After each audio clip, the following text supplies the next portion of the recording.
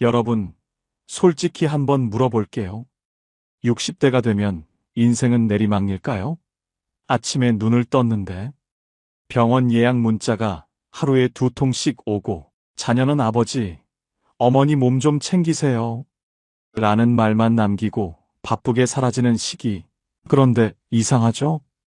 이 나이가 되면 시간은 갑자기 느려지는데 인생은 오히려 빨리 끝나는 느낌이 듭니다. 오늘 이 이야기는 이렇게 묻는 데서 시작합니다. 60세에서 65세, 이 시기를 그냥 지나치면 우리는 무엇을 잃게 될까? 그리고 동시에 이렇게 말하고 싶습니다. 지금 이 나이는 인생이 망가지는 시기가 아니라 인생의 결이 결정되는 마지막 분기점이다. 60세에서 65세는 참 묘한 나이입니다. 회사에선 서서히 밀려나고 가정에선 중심에서 물러나며 몸은 이제 관리 좀 하자고 신호를 보냅니다. 2025년 통계 하나만 보겠습니다. 2025년 기준 국내 65세 이상 의료비 지출은 개인 생애 의료비의 약 48%가 60대 후반 이후에 집중됩니다. 쉽게 말하면 지금 관리 안 하면 앞으로 병원비로 인생이 낼름 삼켜진다는 뜻입니다. 그런데 문제는 여기서 끝이 아니에요. 이 시기를 그냥 흘려보낸 분들의 공통점이 있습니다. 몸은 아프고 하루는 길고 자존감은 이유 없이 낮아집니다. 반대로 이 시기를 잘 건너간 사람들은 이렇게 말합니다. 노년이 이렇게 재미있는 줄 몰랐어요. 차이는 딱 3가지입니다. 여러분의 노년을 행복으로 이끌 중요한 이야기 시작하겠습니다. 60세에서 65세는 왜 인생의 환절기일까요? 이 시기가 특별한 이유는 단순히 나이가 들어서가 아닙니다. 이 시기는 몸과 마음, 그리고 관계가 동시에 전환점을 맞는 시기이기 때문입니다. 회사에서의 역할이 줄어들면서 정체성에 혼란이 오고 자녀들은 독립해서 집은 조용해지며 몸은 예전과 달리 피곤함을 더 오래 끌고 갑니다. 이런 변화들이 한꺼번에 몰려오면서 많은 분들이 무력감을 느낍니다. 이제 내 인생은 정리하는 단계구나라고 생각하게 되는 거죠. 하지만 여기서 한 가지 짚고 넘어가야 할 게 있습니다. 이 시기를 어떻게 보내느냐에 따라 70대와 80대의 삶의 질이 완전히 달라진다는 사실입니다. 의학적으로도 이 시기는 만성질환이 본격화되기 직전의 골든타임입니다. 고혈압, 당뇨, 관절염 같은 질환들이 60대 초중반에 초기 신호를 보내기 시작하는데 이때 관리를 시작하면 70대 이후에도 건강하게 지낼 수 있지만 이 신호를 무시하면 나중에는 돌이킬 수 없는 상태가 됩니다. 정신적으로도 마찬가지입니다. 이 시기에 새로운 관심사를 찾고 사람들과 연결되는 습관을 만들어두지 않으면 70대에 갑자기 외로움과 우울감이 찾아왔을 때 대응할 힘이 없어집니다. 그래서 60세에서 65세는 단순히 은퇴를 준비하는 시기가 아니라 앞으로 20년에서 30년을 어떻게 살 것인가를 결정하는 인생의 분기점입니다. 첫 번째로 중요한 것은 몸 관리입니다. 아프지 않으면 인생이 달라진다는 말, 너무 단순해 보이지만 이게 전부입니다. 두 사람을 비교해 볼게요. A씨는 62세입니다. 아직 괜찮겠지 하며 검진을 미루고 운동은 내일부터 하겠다고 생각합니다. 반면 B씨는 63세인데 하루 20분씩 허벅지와 코어 운동을 하고 1년에 한 번 건강검진을 받으며 영양제는 의사와 상의해서 최소한만 챙깁니다. 5년 후 결과는 어떨까요? A씨는 고혈압과 당뇨 전 단계 진단을 받고 무릎 통증 때문에 이제 어디 나가기가 싫어요라고 말합니다. B씨는 등산 모임에 나가고 손주와 여행을 다니면서 시간이 모자라요라고 말합니다. 이건 능력의 차이가 아닙니다. 관리의 차이입니다. 60대 초반에 어떤 선택을 하느냐가 60대 후반의 삶을 완전히 바꿔놓는 겁니다. 그렇다면 구체적으로 무엇을 해야 할까요? 꼭 챙겨야 할 건강 포인트 몇 가지를 말씀드리겠습니다.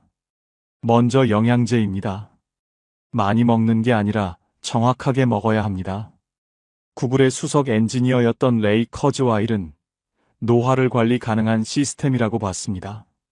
그가 언급한 대표적인 기본 영양소가 4가지 있습니다. 오메가3, 비타민 D, 코엔자임 Q10, 포스파티딜세린입니다. 오메가3는 혈관 건강과 뇌 기능에 도움을 주고, 비타민 D는 뼈 건강과 면역력에 중요하며, 코엔자임 Q10은 세포 에너지 생성을 돕고, 포스파티딜세린은 기억력과 인지 기능을 지원합니다. 하지만 여기서 중요한 말씀을 드려야 합니다. 유튜브 보고 따라 먹지 마세요. 영양제는 사람마다 필요한 게 다릅니다. 혈압약을 먹는 분이 특정 영양제를 먹으면 상호작용이 생길 수 있고, 신장 기능이 약한 분은 특정 성분을 피해야 합니다. 그래서 반드시 의사나 약사와 상의해서 내 몸에 필요한 것만 선택해야 합니다. 영양제를 많이 먹는다고 건강해지는 게 아니라 내 몸에 맞는 걸 정확히 먹을 때 효과가 있습니다.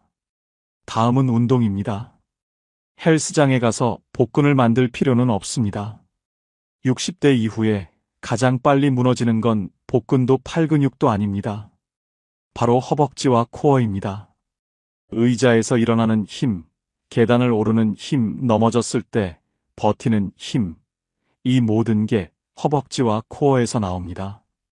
이게 사라지면 노년의 자존감도 같이 무너집니다.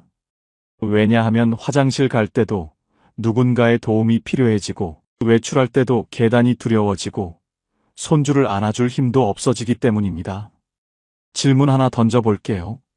지금 의자에서 손 안 짚고 일어날 수 있나요? 만약 손을 짚어야 일어날 수 있다면 지금 당장 허벅지 운동을 시작해야 합니다. 거창한 운동이 필요한 게 아닙니다. 하루 20분, 집에서 스쿼트 10개씩 3세트, 벽에 기대서 하는 플랭크 30초씩 3번, 이 정도만 해도 6개월 후에는 몸이 달라집니다. 운동은 젊어 보이려고 하는 게 아니라 아프지 않고 살기 위해 하는 겁니다. 마지막으로 정기검진입니다. 귀찮다와 인생을 저울질하는 문제입니다. 60세에서 65세는 미리 발견하면 살고 늦으면 힘든 병이 폭증하는 구간입니다. 대장암, 위암, 유방암, 전립선암 같은 질환들이 이 시기에 초기 단계로 발견되는 경우가 많습니다.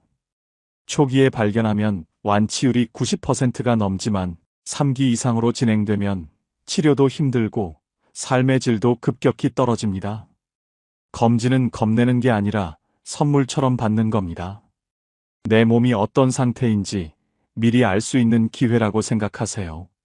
1년에 한 번 국가건강검진이나 종합검진을 받고 결과지를 꼼꼼히 읽어보고 이상이 있으면 바로 병원을 찾는 습관, 이게 60대 이후 건강을 지키는 가장 확실한 방법입니다.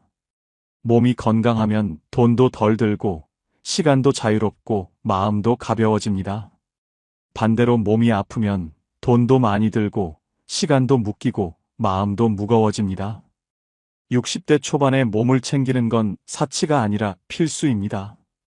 두 번째로 이야기할 것은 공부하기입니다. 머리가 채워지면 인생이 흔들리지 않는다는 말, 많은 분들이 이 나이에 무슨 공부야라고 말합니다. 그런데 공부 안 하면 생기는 문제가 더 큽니다.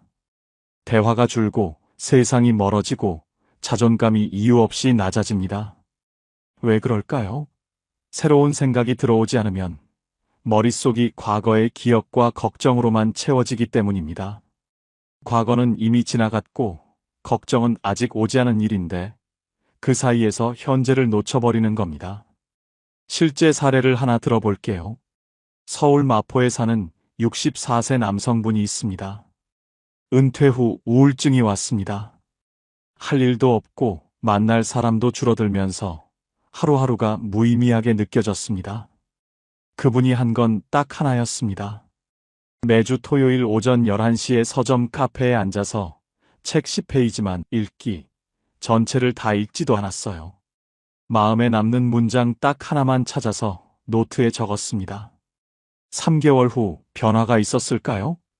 말수가 늘고 손주와 대화가 이어지고 요즘 이런 생각을 해라는 말이 나오기 시작했습니다. 책을 많이 읽어서가 아닙니다. 새로운 생각이 머릿속에 들어오니까 대화할 거리가 생기고, 대화할 거리가 생기니까 사람들과 연결되고, 연결되니까 외롭지 않았던 겁니다. 독일의 철학자 쇼펜하우어는 이런 말을 했습니다. 인간의 행복은 무엇을 소유했느냐보다 무엇을 생각하느냐에 달려 있다. 60대 이후의 공부는 지식을 축적하는 게 아니라 생각의 체력을 키우는 일입니다. 생각의 체력이 있으면 외로움이 와도 견딜 수 있고, 변화가 와도 적응할 수 있고, 상실이 와도 다시 일어설 수 있습니다. 반대로 생각의 체력이 없으면 작은 일에도 무너지고 사소한 말에도 상처받고 하루하루가 버겁게 느껴집니다. 그렇다면 어떻게 해야 할까요? 거창하게 할 필요 없습니다. 한 달에 한 번 서점에 가고, 책은 닥치는 대로 펼쳐보고, 10페이지만 읽고, 문장 하나만 남기세요. 그 문장이 당신을 다음 달까지 버티게 합니다. 예를 들어 인생은 짧지만 배울 건 많다는 문장을 읽었다면 그 문장을 곱씹으면서 나는 아직 뭘 배울 수 있을까? 라고 생각하게 됩니다. 그 생각이 새로운 호기심으로 이어지고, 호기심이 행동으로 이어지고, 행동이 변화를 만듭니다. 공부는 학교에 가서 하는 게 아닙니다. 책 한 권, 문장 하나로도 충분히 시작할 수 있습니다. 세 번째로 중요한 것은 관계 맺기입니다. 사람이 있어야 인생이 늙지 않는다는 말, 노년의 외로움은 돈이 없어서가 아닙니다. 연결이 끊겨서입니다. 은퇴하면 회사 동료와 연락이 끊기고, 자녀들은 바빠서 자주 못 보고, 오래된 친구들은 건강 문제로 만남이 뜸해집니다. 이렇게 하나둘씩 관계가 끊기면 세상이 점점 좁아지고, 세상이 좁아지면 생각도 좁아지고, 생각이 좁아지면 마음도 좁아집니다. 반대로 관계가 살아있으면 삶도 살아있습니다. 여기서 두 가지 방법을 말씀드리겠습니다. 첫 번째는 슈퍼 친구에게 먼저 연락하는 겁니다. 슈퍼 친구란 과거에 신뢰를 줬던 사람, 나를 도와줬던 사람, 함께 있으면 편안했던 사람을 말합니다. 그분에게 이렇게만 말해도 됩니다. 갑자기 생각나서 전화했어요. 이 한마디가 인생의 온도를 바꿉니다. 상대방도 똑같이 외롭고 똑같이 연락하고 싶었지만 먼저 연락하기가 어색했던 경우가 많습니다. 누군가 먼저 손을 내밀면 관계는 다시 이어집니다. 전화 한 통이 점심 약속으로 이어지고, 점심 약속이 정기 모임으로 이어지고, 정기 모임이 삶의 활력소가 됩니다. 나이 들수록 새로운 친구를 만들기는 어렵지만 오래된 친구와 다시 연결되는 건 생각보다 쉽습니다. 두 번째는 젊은 세대 속으로 들어가는 겁니다. 카페, 전시, 강연, 동호회 같은 곳에 젊은 사람들이 있습니다. 그 공간에 관찰자로만 있어도 됩니다. 그들의 말, 유머, 관심사를 듣는 것만으로도 세상이 아직 살아있다는 걸 느낄 수 있습니다. 60대 이후에 세대 차이를 느끼는 건 당연합니다. 하지만 그 차이를 이해할 수 없어라고 단절하는 순간 당신은 세상에서 멀어집니다. 반대로 저 사람들은 어떤 생각을 할까? 라고 호기심을 가지면 당신은 여전히 세상과 연결되어 있는 겁니다. 꼭 대화를 나눌 필요도 없습니다. 카페에 앉아서 옆 테이블에서 들리는 젊은 사람들의 대화를 듣는 것만으로도 충분합니다. 요즘 젊은 사람들은 이런 걸 재미있어 하는구나. 이런 고민을 하는구나. 이렇게 이해하는 것만으로도 당신의 세계는 넓어집니다. 조선시대 실학자 정약용은 이런 말을 했습니다. 사람은 관계 속에서 자신을 비춘다. 혼자 있으면 생각이 어두워지고 사람 속에 있으면 생각이 살아납니다. 관계는 단순히 외로움을 덜어주는 게 아니라 나를 살아있게 만드는 힘입니다. 이제 결론을 이야기할 차례입니다. 60세에서 65세는 끝이 아닙니다. 이 나이는 무언가를 내려놓는 시기가 아니라 불필요한 껍질을 벗는 시기입니다. 회사에서의 직함, 남에게 보이기 위한 체면, 자녀에게 인정받아야 한다는 강박, 이런 것들이 하나씩 벗겨지면서 진짜 나를 마주하게 되는 시기입니다. 이 시기를 두려워할 필요 없습니다. 오히려 이 시기를 잘 활용하면 인생의 질이 완전히 달라집니다. 몸을 챙기면 아프지 않을 자유가 생깁니다. 아침에 일어났을 때 통증 없이 일어날 수 있고, 손주와 놀 때 허리 안 아프게 안아줄 수 있고, 여행 가고 싶을 때 망설임 없이 갈 수 있습니다. 공부를 하면 흔들리지 않을 중심이 생깁니다.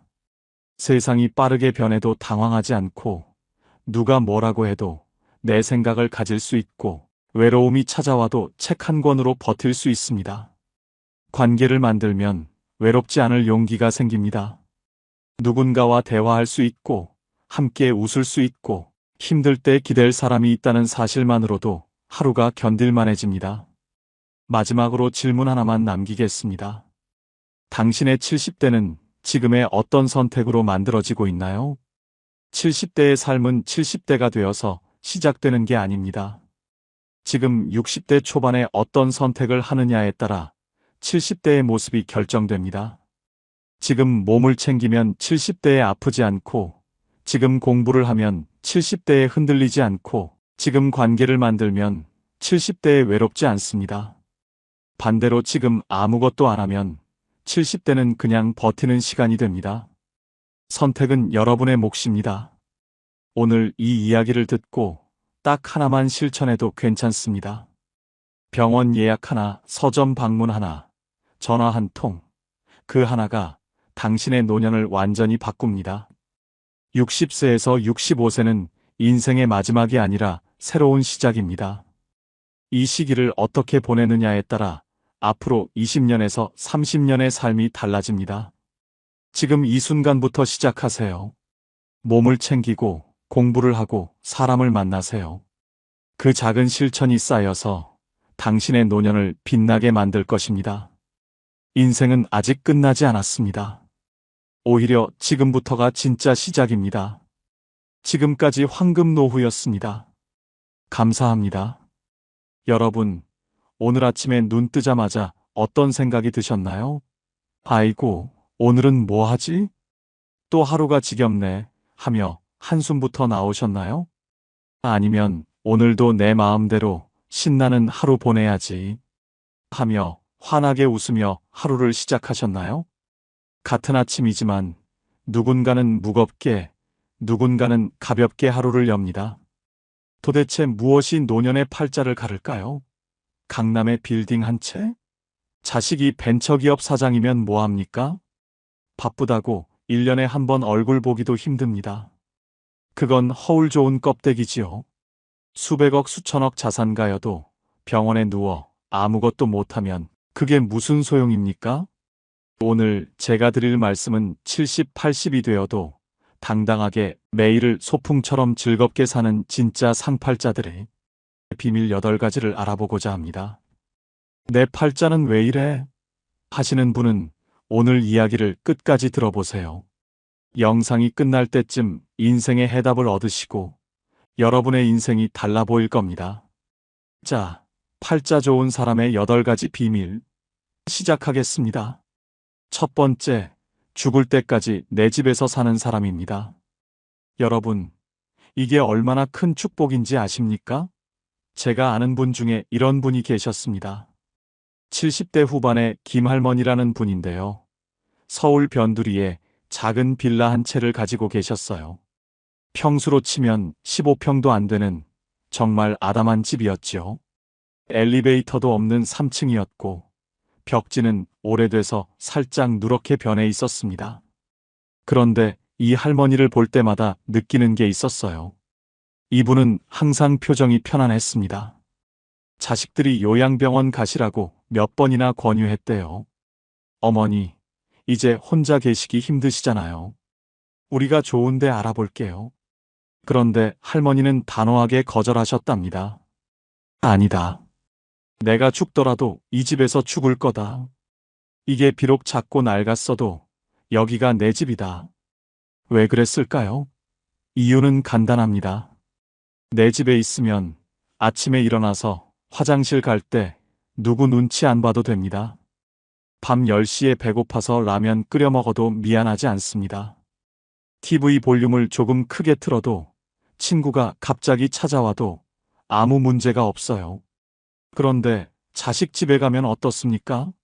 며느리 눈치, 손주 눈치, 사위 눈치 숨 쉬는 것조차 조심스러워집니다. 요양병원은 또 어떻고요? 아무리 좋은 시설이라 해도 거긴 내 집이 아닙니다. 정해진 시간에 밥 먹고 정해진 시간에 자야 하고 내 마음대로 할 수 있는 게 하나도 없지요. 그래서 말씀드립니다. 내 집이라는 건 단순히 건물 한 채를 의미하는 게 아닙니다. 그건 자유입니다. 존엄입니다. 권력입니다. 아무리 작아도 아무리 낡아도 내 명의로 된 집 한 채가 있다는 것. 그곳에서 내가 하고 싶은 대로 살 수 있다는 것. 이게 바로 노년의 첫 번째 팔자입니다.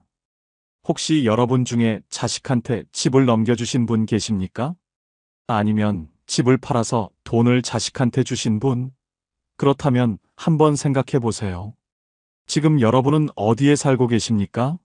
자식이 마련해준 집에 살고 계시다면 그게 과연 진짜 내 집일까요? 물론 효자 효녀들이야 부모님 모시는 걸 당연하게 여기겠지만 문제는 여러분의 마음입니다. 아무리 자식이 잘해줘도 내 명의가 아니면 마음 한구석이 늘 불편합니다. 내가 여기 있어도 되나 이런 생각이 자꾸 들거든요. 저는 어르신들한테 항상 이렇게 말씀드립니다. 집은 마지막까지 절대 넘기지 마세요. 그게 여러분의 생명줄입니다. 조금 강한 표현 같지만 이게 현실입니다. 내 집이 있어야 자식들 앞에서도 당당할 수 있고 내 인생의 마지막까지 주도권을 쥘 수 있습니다. 김할머니는 결국 그 작은 빌라에서 85세까지 사시다가 어느 봄날 아침 편안하게 돌아가셨습니다. 자식들이 발견했을 때 할머니는 당신이 평생 좋아하시던 베란다 자리에 앉아 계셨대요. 창문 너머로 아침 햇살이 쏟아지는 그 자리에서 말이지요. 장례식장에서 들은 이야기인데 할머니의 큰딸이 이렇게 말씀하시더군요. 어머니는 평생 당신이 원하는 대로 사셨어요. 마지막까지도요. 그게 어머니가 우리한테 주신 가장 큰 선물이에요. 내 집. 그게 얼마나 큰 축복인지 혹시 여러분은 생각해 보신 적이 있으신가요? 두 번째, 매달 꼬박꼬박 나오는 연금이 있는 사람입니다. 이게 정말 중요합니다. 왜냐하면 돈이라는 게 나이 들수록 단순히 물질적 가치를 넘어서거든요. 그건 자존심이고 자유이고 때로는 관계를 지키는 방패막이가 되기도 합니다. 제가 아는 두 분의 어르신 이야기를 해드리겠습니다. 비슷한 나이, 비슷한 환경인데 삶의 질이 완전히 다른 두 분이었어요. 한 분은 박할아버지, 평생 공무원으로 일하시다 정년 퇴임하신 분입니다. 매달 200만 원 정도의 연금이 나오셨죠. 또 한 분은 이 할아버지, 자영업을 하시다가 80 가까이 되어 은퇴하신 분인데 연금이 없으셨습니다. 자식들이 한 달에 50만 원씩 용돈을 드렸어요. 겉으로 보기엔 박할아버지가 돈이 더 많으니까 당연히 더 여유롭겠지 생각하실 겁니다. 맞습니다. 그런데 여기엔 돈의 액수보다 더 중요한 차이가 있었어요. 바로 누구 이름으로 나오는 돈인가 하는 겁니다. 박할아버지는 매달 20일이 되면 본인 통장으로 연금이 들어왔습니다. 아무한테도 손 벌릴 필요 없이 그냥 국가에서 정확히는 당신이 평생 일한 대가로 자동으로 입금되는 돈이었죠. 할아버지는 그 돈으로 마트에서 장도 보시고 가끔 친구들 만나면 밥도 사시고 손주들한테 용돈도 주셨습니다. 누가 뭐라 하지 않아도 당신이 원하는 대로 쓰셨어요. 반면 이 할아버지는 어땠을까요? 매달 첫째 주 일요일 자식들이 모이는 날이면 큰아들이 봉투를 건네주었습니다. 아버지, 이번 달 용돈이요. 그 순간 할아버지 표정이 어땠는지 아십니까? 고맙긴 한데 어딘가 모르게 기가 죽어 보이셨어요. 봉투를 받으면서 고맙다, 고맙다 연신 말씀하시는데 그 고마움 뒤에 미안함이 묻어 있었습니다. 자식들도 억지로 주는 건 아니었지만 이 할아버지는 늘 눈치가 보이셨던 거지요. 더 안타까운 건 이 할아버지는 그 50만 원을 쓰는 것조차 조심스러워 하셨다는 겁니다. 애들이 번 돈인데 하시면서 본인 몸이 아파도 병원 가는 걸 미루시고 친구 만나는 것도 자제하셨어요. 돈의 액수가 문제가 아니었습니다. 내 돈이 아니라 자식 돈이라는 생각 때문에 그 돈을 쓸 때마다 마음의 빚이 쌓였던 겁니다. 여러분, 이게 연금의 힘입니다. 연금은 단순히 생활비가 아닙니다. 그건 노년의 자존심을 지켜주는 강력한 무기예요. 내 이름으로 나오는 돈이 있다는 것, 그래서 자식한테 손 안 벌려도 된다는 것, 이게 얼마나 큰 위안인지 모릅니다. 그래도 자식이 효자인데 뭐 어때요? 자식한테 받으면 되지. 이렇게 생각하실 수도 있습니다. 물론 그럴 수도 있지요. 하지만 말입니다. 아무리 효자라도 그 돈을 받을 때마다 부모 마음 한구석은 불편합니다. 사람이란 게 원래 그렇습니다. 베푸는 사람보다 받는 사람이 더 마음이 무겁거든요. 특히 나이 들면 자식한테 짐이 되고 싶지 않은 게 부모 마음 아니겠습니까? 그래서 제가 감히 말씀드립니다. 여러분이 지금 50대, 60대 초반이시라면 연금 준비를 꼭 하세요. 국민연금이든 개인연금이든 뭐든 상관없습니다. 중요한 건 매달 자동으로 나오는 돈을 만들어 놓는 겁니다. 그게 80대의 여러분을 지켜줄 겁니다. 그리고 이미 70대, 80대가 되신 분들, 혹시 지금 자식들한테 용돈 받고 계신가요? 그렇다면 자식들한테 너무 미안해하지 마세요. 여러분이 그 자식들 키우느라 얼마나 고생하셨습니까? 밤낮으로 일하고 끼니 걸으면서 학원비 댔고 아플 때도 참으면서 자식들 입혔고 먹였잖아요. 그러니 지금 받는 용돈은 빚을 받는 게 아니라 그저 당연한 되갚음일 뿐입니다. 하지만 그럼에도 불구하고 내 이름으로 나오는 돈이 있는 사람은 그렇지 않은 사람보다 마음이 훨씬 가볍습니다. 지갑이 두둑해야 마음도 두둑해지는 법이니까요. 세 번째, 혼자서도 기가 막히게 잘 노는 사람입니다. 혹시 여러분 주변에 이런 분 안 계십니까?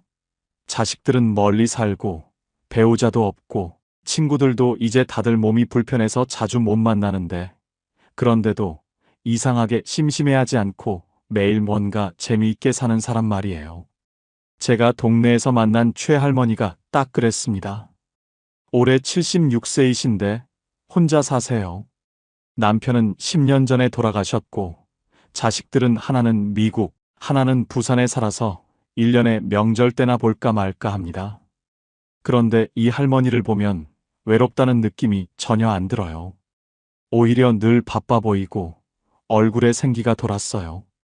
어느 날 제가 궁금해서 물어봤습니다. 할머니, 혼자 사시는데 심심하지 않으세요? 그랬더니 할머니가 웃으시면서 이렇게 대답하셨어요. 심심할 틈이 어딨어? 아침에 일어나면 베란다 화분 물 주고 그 다음에 유튜브로 요가 하나 따라하고 점심 먹고 나면 피아노 연습하고 저녁엔 드라마 보다가 책 읽다가 자면 하루가 금방 가더라고. 저는 그 말을 듣고 깜짝 놀랐습니다. 76세에 유튜브로 요가를 배우고 피아노를 독학으로 연습하신다니요. 할머니는 이어서 말씀하셨어요. 처음엔 나도 남편 없고 나이 드니까 외로웠어. 그런데 자꾸 사람들 찾아다니고 전화하고 그러다 보니까 나만 힘들더라고. 다들 바쁘고 또 나이 들면 각자 사정이 있잖아. 그래서 생각했지. 차라리 혼자 즐길 수 있는 걸 찾자. 그게 답이었어. 여러분, 이게 정말 중요한 이야기입니다. 나이 들면 외로움이 찾아옵니다. 이건 누구도 피할 수 없는 현실이에요. 자식들은 자식들 인생이 있고, 친구들도 각자 사정이 있고, 배우자마저 먼저 가버리면 정말 혼자가 됩니다. 그런데 여기서 두 부류로 나뉩니다. 한 부류는 끊임없이 외부에서 즐거움을 구하는 사람들입니다. 자식한테 전화하고, 나 심심하다 하고, 친구들한테 매일 연락하고. 그런데 이게 문제가 뭐냐면 상대방이 내 기대만큼 반응해주지 않으면 실망하고 서운해지거든요. 내가 이렇게 외로운데 자식들은 왜 안 오나, 친구는 왜 연락 안 하나 하면서 마음에 상처만 쌓이게 됩니다. 또 한 부류는 혼자서도 즐거움을 만들어내는 사람들입니다. 최할머니처럼 말이지요. 이런 분들은 타인에게 행복을 구걸하지 않습니다. 본인이 스스로 즐거움의 원천이 되는 거예요. 텃밭 가꾸기, 그림 그리기, 악기 배우기, 독서, 글쓰기, 유튜브 보기, 뭐든 상관없습니다. 중요한 건 그 시간이 온전히 내 것이고 내가 주도하는 시간이라는 점입니다. 철학자 쇼펜하우어가 이런 말을 했습니다. 홀로 있을 수 있는 사람만이 자유롭다. 나이 들어 진짜 자유로운 사람은 누구한테 기대지 않아도 되는 사람입니다. 물론 사람은 사회적 동물이니까 완전히 혼자 살 수는 없지요. 하지만 적어도 혼자 있는 시간이 고통이 아니라 축복이 되어야 노년이 편안합니다. 여러분, 혹시 지금 혼자 있는 게 두렵지는 않으신가요? 자식들이 안 오면 불안하고, 친구가 연락 안 하면 서운하고, TV만 켜놓고 하루 종일 멍하니 시간 보내고 계시진 않으신가요? 그렇다면 지금부터라도 찾아보세요. 내가 정말 좋아하는 게 뭔지, 시간 가는 줄 모르고 빠져드는 게 뭔지, 그게 바로 여러분의 노년을 지켜줄 무기가 될 겁니다. 혼자서도 기가 막히게 잘 노는 사람. 그런 사람은 외롭지 않습니다. 아니, 정확히 말하면 고독을 즐길 줄 압니다. 고독과 외로움은 다릅니다. 외로움은 고통이지만 고독은 선물이거든요. 네 번째, 돈 걱정 없이 두 다리 뻗고 잠드는 사람입니다. 여기서 오해하지 말아야 할 게 있습니다.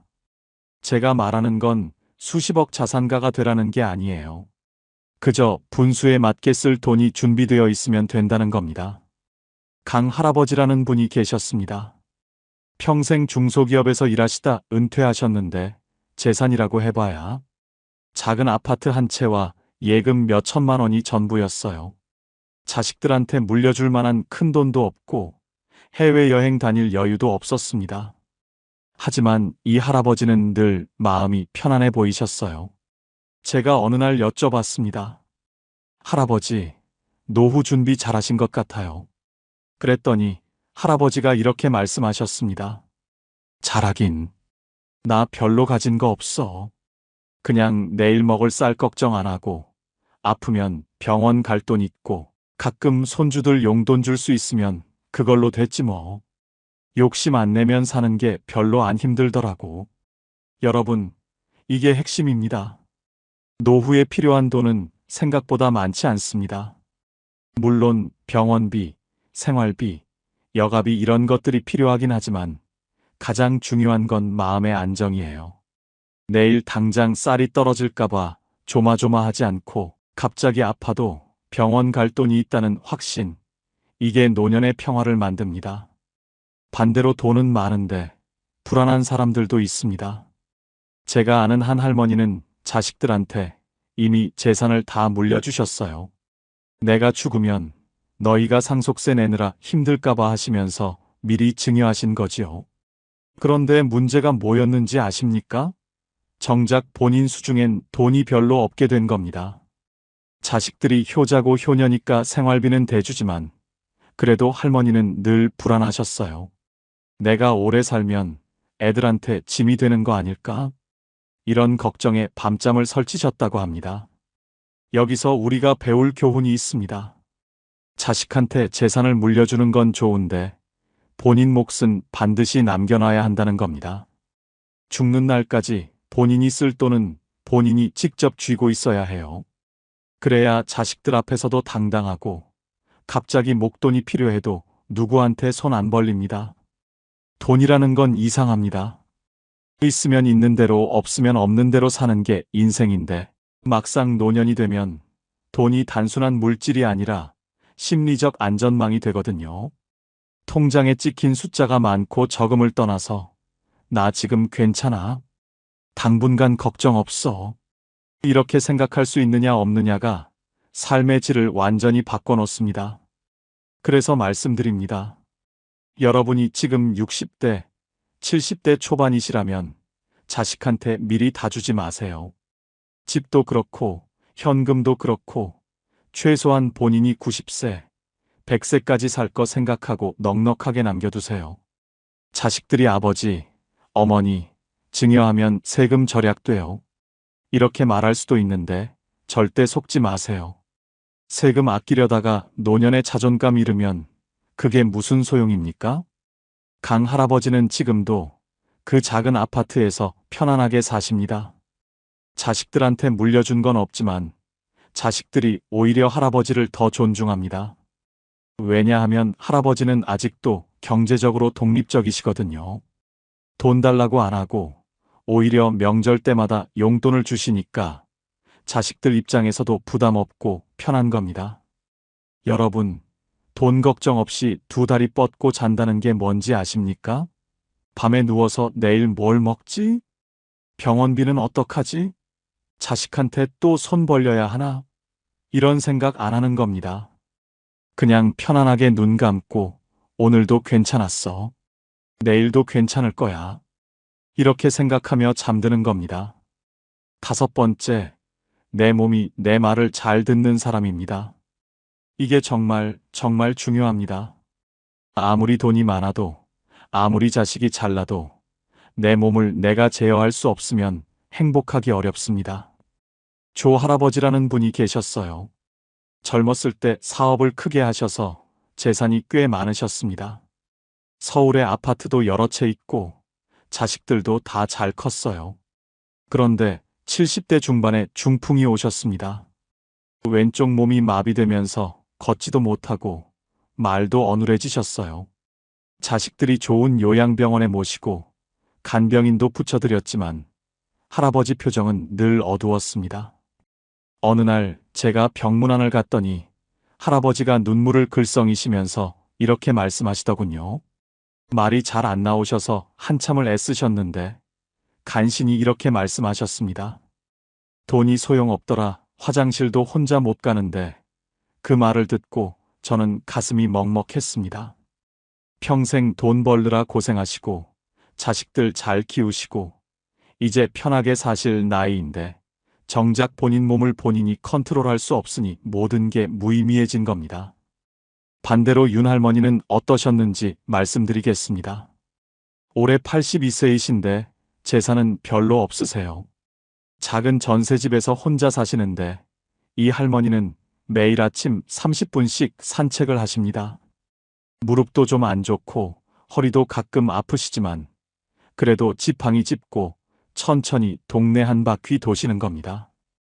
그리고 집에 와서 혼자 밥 해 드시고 청소하시고 빨래하시고 모든 걸 혼자 하세요. 제가 물어봤습니다. 할머니, 힘드시지 않으세요? 할머니가 웃으시면서 말씀하셨어요. 힘들긴 한데 그래도 내 몸이 내 말을 들으니까 다행이지. 요새 내 또래들 보면 다들 누워 지내거나 휠체어 타고 다니는데 나는 비록 느려도 내 발로 걷잖아. 그게 얼마나 큰 행운인지 몰라. 여러분, 이게 노년의 진실입니다. 건강이 전부는 아니지만 건강 없이는 아무것도 의미가 없습니다. 아무리 좋은 집에 살아도 침대에서 못 일어나면 무슨 소용이고 아무리 맛있는 음식이 있어도 씹지 못하면 무슨 의미가 있겠습니까? 아무리 자식들이 효자라 해도 본인이 화장실도 혼자 못 가면 얼마나 서럽고 창피하겠습니까? 그래서 지금부터라도 여러분 몸을 아끼셔야 합니다. 젊었을 때는 몸이 튼튼해서 조금 무리해도 금방 회복되지만 나이 들면 한번 망가진 몸은 다시 돌이키기 힘듭니다. 무릎이 아프면 무리하지 말고 허리가 안 좋으면 쉬고 당뇨가 있으면 음식 조절하고 고혈압이 있으면 약 꼬박꼬박 챙겨 드시고 나 이제 늙었는데 뭐 건강관리를 해? 이렇게 포기하시는 분들이 계시는데 절대 그러지 마세요. 70대도 80대도 지금부터 관리하면 달라집니다. 물론 젊었을 때처럼 팔팔하게 되진 않겠지만 적어도 내가 하고 싶은 걸 내 몸으로 할 수 있는 상태는 유지할 수 있습니다. 윤 할머니는 82세에도 본인이 먹고 싶은 반찬을 직접 만들어 드시고 청소하시고 빨래하시고 산책도 하십니다. 물론 예전처럼 빠르게 못 하시고 중간중간 쉬면서 하시지만 그래도 본인이 직접 하신다는 게 중요합니다. 그게 자존감을 지켜줍니다. 나 아직 쓸모 있어. 아직 할 수 있어. 이런 생각이 노년을 버티게 해주는 힘이거든요. 내 몸이 내 말을 잘 듣는 사람. 비록 여기저기 쑤시고 아파도 그래도 내가 원하는 대로 움직일 수 있다면 그것만으로도 엄청난 축복입니다. 6번째, 부탁하지 않아도 되는 사람입니다. 나이 들수록 가장 서러운 순간이 언제인지 아십니까? 바로 누군가에게 뭔가를 부탁해야 할 때입니다. 장할머니라는 분이 계셨습니다. 혼자 사시는데 어느 날 은행에 가셔야 할 일이 있으셨대요. 요새는 은행도 다 인터넷으로 하고 ATM 기계로 하라고 하는데 할머니는 그런 거 잘 모르시거든요. 그래서 딸한테 전화하셨습니다. 애야, 미안한데 내일 시간 좀 내서 은행 좀 같이 가줄 수 있니? 딸은 당연히 그럼요. 엄마하고 흔쾌히 대답했지만 할머니는 전화 끊고 나서 한숨을 쉬셨대요. 애도 바쁜데 자꾸 이런 거 부탁하면 귀찮아 하겠지. 여러분, 이게 노년의 현실입니다.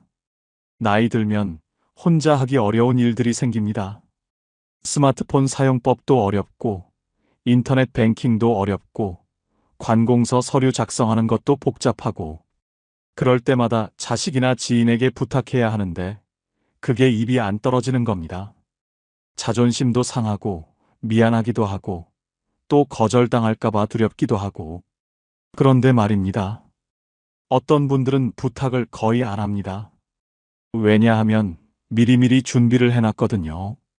예를 들어 요즘 시대에 맞춰서 스마트폰 사용법을 조금씩이라도 배워놓은 분들, 인터넷 뱅킹을 천천히라도 혼자 할 수 있는 분들, 혹은 동사무소 가서 서류 작성할 때 직원한테 물어보면서라도 혼자 처리할 수 있는 분들, 이런 분들은 자식들한테 연락하는 빈도가 훨씬 적습니다.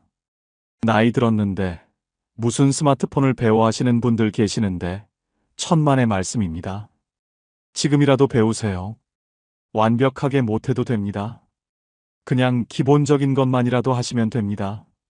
전화 걸기, 문자 보내기, 사진 찍기, 유튜브 보기, 은행 앱에서 잔액 확인하기. 이 정도만 하셔도 자식한테 부탁할 일이 절반으로 줍니다. 그리고 또 하나 중요한 게 있습니다. 병원 갈 때예요. 나이 들면 병원 갈 일이 많아지는데 그때마다 자식한테 병원 같이 가자 하면 자식들도 부담스럽습니다. 물론 큰 수술이나 중요한 진료는 당연히 함께 가야겠지만 단순히 약 타러 가거나 정기검진 받으러 갈 때는 혼자 가실 수 있으면 좋습니다. 택시 타고 병원 가서 진료받고 약 타고 다시 집에 오는 거. 이게 가능하면 자식들도 훨씬 마음 편하고 본인도 당당합니다. 물론 모든 걸 혼자 다 하라는 게 아닙니다. 도움이 정말 필요할 땐 당연히 부탁하셔야지요. 하지만 부탁을 최소화할 수 있는 능력, 그게 노년의 자존감을 지켜줍니다. 나 아직 혼자 할 수 있어. 아직 쓸모 있어. 이런 생각이 우리를 젊게 만들거든요. 부탁하지 않아도 되는 사람. 누군가에게 고맙지만 미안하지 않은 노후. 이게 6번째 팔자입니다.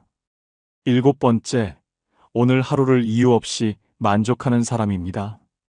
이게 사실 가장 어려우면서도 가장 중요한 팔자일지도 모릅니다. 여러분, 혹시 요즘 이런 생각하시진 않으신가요? 오늘 뭐 특별한 일도 없었는데 그냥 평범하게 밥 먹고 TV 보고 그렇게 하루가 갔네 그러면서 왠지 허전하고 공허한 느낌. 뭔가 의미 있는 일을 해야 할 것 같은데 막상 하루를 돌아보면 별로 한 게 없는 것 같고 이런 마음 말입니다. 그런데 정할아버지는 다르셨습니다. 올해 78세이신데 이분은 특별한 취미도 없고 큰 계획도 없으세요. 그냥 아침에 일어나서 세수하고, 아침 먹고, 동네 한 바퀴 걷고, 점심 먹고, 낮잠 자고, 저녁 먹고, TV 보다가 책 조금 읽고 주무세요. 매일 똑같은 일상입니다. 제가 물어봤습니다. 할아버지, 매일 똑같은데 심심하지 않으세요? 할아버지가 웃으시면서 이렇게 대답하셨어요. 심심하긴. 근데 있잖아. 나 이 나이까지 살면서 깨달은 게 하나 있어. 특별한 일이 없다는 게 얼마나 큰 행운인지. 아프지 않고, 배고프지 않고, 추위에 떨지 않고, 그냥 평범하게 하루를 보낼 수 있다는 게 사실은 기적이더라고. 여러분, 이게 정말 중요한 깨달음입니다. 우리는 평생을 뭔가 특별한 것을 추구하며 살아왔습니다. 더 좋은 직장, 더 큰 집, 더 많은 돈, 자식들의 성공. 늘 무언가를 향해 달려왔죠. 그런데 나이 들면 이제 더 이상 추구할 게 별로 없어집니다. 직장도 은퇴했고, 집도 정해졌고, 자식들도 다 컸고, 그러니까 갑자기 허전해지는 겁니다. 이제 뭘 하며 살지? 하지만 정할아버지는 다른 관점을 가지고 계셨습니다. 뭘 하며 사나가 아니라 살아있다는 것 자체에 감사하신 거예요. 아침에 눈 떠서 따뜻한 물로 세수할 수 있고, 밥을 씹어 먹을 수 있고, 동네를 걸을 수 있고, 햇볕을 쬐을 수 있고, 밤에 편안하게 잠들 수 있는 것. 이게 다 특별한 일이라고 생각하신 겁니다. 조선시대 학자 정양용 선생이 이런 말씀을 하셨습니다. 평범한 하루가 쌓여 비범한 인생이 된다. 매일 특별한 일이 있어야 행복한 게 아니라 평범한 하루를 감사히 받아들일 수 있는 마음이 진짜 행복이라는 뜻이겠죠. 그래서 말씀드립니다. 여러분, 오늘 하루 특별한 일 없으셨나요? 그럼 그게 오히려 감사한 일입니다. 큰 사고 없었고, 큰 병 걸리지 않았고, 자식들한테 나쁜 소식 없었고, 그냥 조용히 하루가 지나갔다면 그게 바로 축복입니다. 기대가 크지 않으니까 실망도 적고, 욕심이 적으니까 마음이 가볍고, 그렇게 살다 보면 늙을수록 더 편안해집니다. 과거에 그때 내가 이렇게 했으면 저 사람은 좋겠다. 나는 왜 이 모양인가 이런 생각들 이제 내려놓으세요. 그런 생각들이 우리를 늙게 만듭니다. 비교하고 후회하고 부러워하는 그 순간 우리는 지금 이 순간을 놓치게 됩니다. 그리고 지금 이 순간이 사실은 가장 소중한 건데 말이죠. 오늘 하루를 이유 없이 만족하는 사람. 특별한 이벤트 없어도 따뜻한 밥 한 끼, 햇볕 드는 오후, 조용한 밤이면 오늘도 괜찮다고 말할 수 있는 사람입니다. 마지막 8번째, 정리할 줄 아는 사람입니다. 이건 좀 냉정하게 들릴 수도 있는데 사실은 매우 중요한 이야기입니다. 홍할머니라는 분이 계셨습니다. 이분은 평생 친구 관계를 매우 소중히 여기신 분이었어요. 젊었을 때부터 친구들과 자주 만나고 연락하고 모임도 열심히 참석하셨지요. 그런데 70대 중반이 되면서 할머니는 점점 피곤해지기 시작하셨습니다. 왜냐하면 친구들 중에 몇 분은 할머니를 만날 때마다 자기 자식 자랑만 하시고 또 몇 분은 늘 부정적인 이야기만 하셨거든요. 우리 며느리가 얼마나 못됐는지 아냐? 요새 세상 정말 살기 힘들어. 나 요즘 이것저것 다 아파서 죽을 것 같아. 만날 때마다 이런 이야기만 듣다 보니 할머니는 친구 만나고 나면 오히려 기분이 안 좋아졌습니다. 어느 날 할머니가 결심을 하셨습니다. 이제 나도 나이 들었는데 힘든 관계까지 억지로 유지할 필요 없겠다. 그래서 조용히 서서히 연락을 줄이기 시작하셨어요. 먼저 전화 안 하고 모임 참석도 빼기 시작하고 처음엔 좀 미안하고 불안하셨대요. 내가 너무 이기적인 건가? 친구들이 서운해하면 어떡하지? 그런데 시간이 지나니까 오히려 마음이 편해지더랍니다. 지금 할머니는 진짜 편한 친구 2~3명하고만 연락하며 지내십니다. 만나면 서로 기분 좋아지고 웃음이 나오고 헤어질 때 아쉬운 그런 친구들이요. 할머니가 말씀하시더군요. 나이 들수록 사람은 많을수록 좋은 게 아니더라. 편한 사람만 남아야 해. 외로움보다 더 사람을 늙게 만드는 건 억지 관계에서 오는 피로야. 여러분, 이게 정말 현명한 말씀입니다. 우리는 어렸을 때부터 친구는 많을수록 좋다. 인간관계가 중요하다 이런 말을 들으며 자랐습니다. 물론 틀린 말은 아니에요. 하지만 나이 들면 이야기가 달라집니다. 체력도 떨어지고 시간도 한정되어 있는데 굳이 불편한 관계까지 유지하면서 스트레스 받을 필요가 없는 겁니다. 불편한 관계란 무엇일까요? 만나고 나면 기분이 안 좋아지는 사람, 늘 나한테 뭔가를 요구하는 사람, 내 이야기는 안 듣고 자기 이야기만 하는 사람, 나를 깎아내리거나 비교하는 사람. 이런 사람들은 과감히 정리하셔야 합니다. 나이 들어서까지 그런 사람들한테 에너지 쏟을 여유가 없습니다. 그래도 오랜 친구인데 어떻게 그렇게 하냐 하실 수도 있습니다. 물론 오랜 인연이 소중하긴 하지요. 하지만 여러분, 오래 안다고 해서 꼭 좋은 관계는 아닙니다. 오히려 오래된 관계일수록 서로 습관적으로 상처 주고받는 경우도 많거든요. 그런 관계라면 정리하는 게 서로에게 좋을 수도 있습니다. 그렇다고 싸우거나 절교 선언할 필요는 없습니다. 그냥 조용히 연락을 줄이면 됩니다. 먼저 전화 안 하고, 모임 참석 안 하고, 그렇게 자연스럽게 멀어지면 됩니다. 처음엔 미안하고 불안할 수 있는데, 조금 지나면, 아, 이게 편하구나 하는 걸 느끼실 겁니다. 그리고 중요한 건 사람을 정리한다고 해서 외로워지는 게 아니라는 겁니다.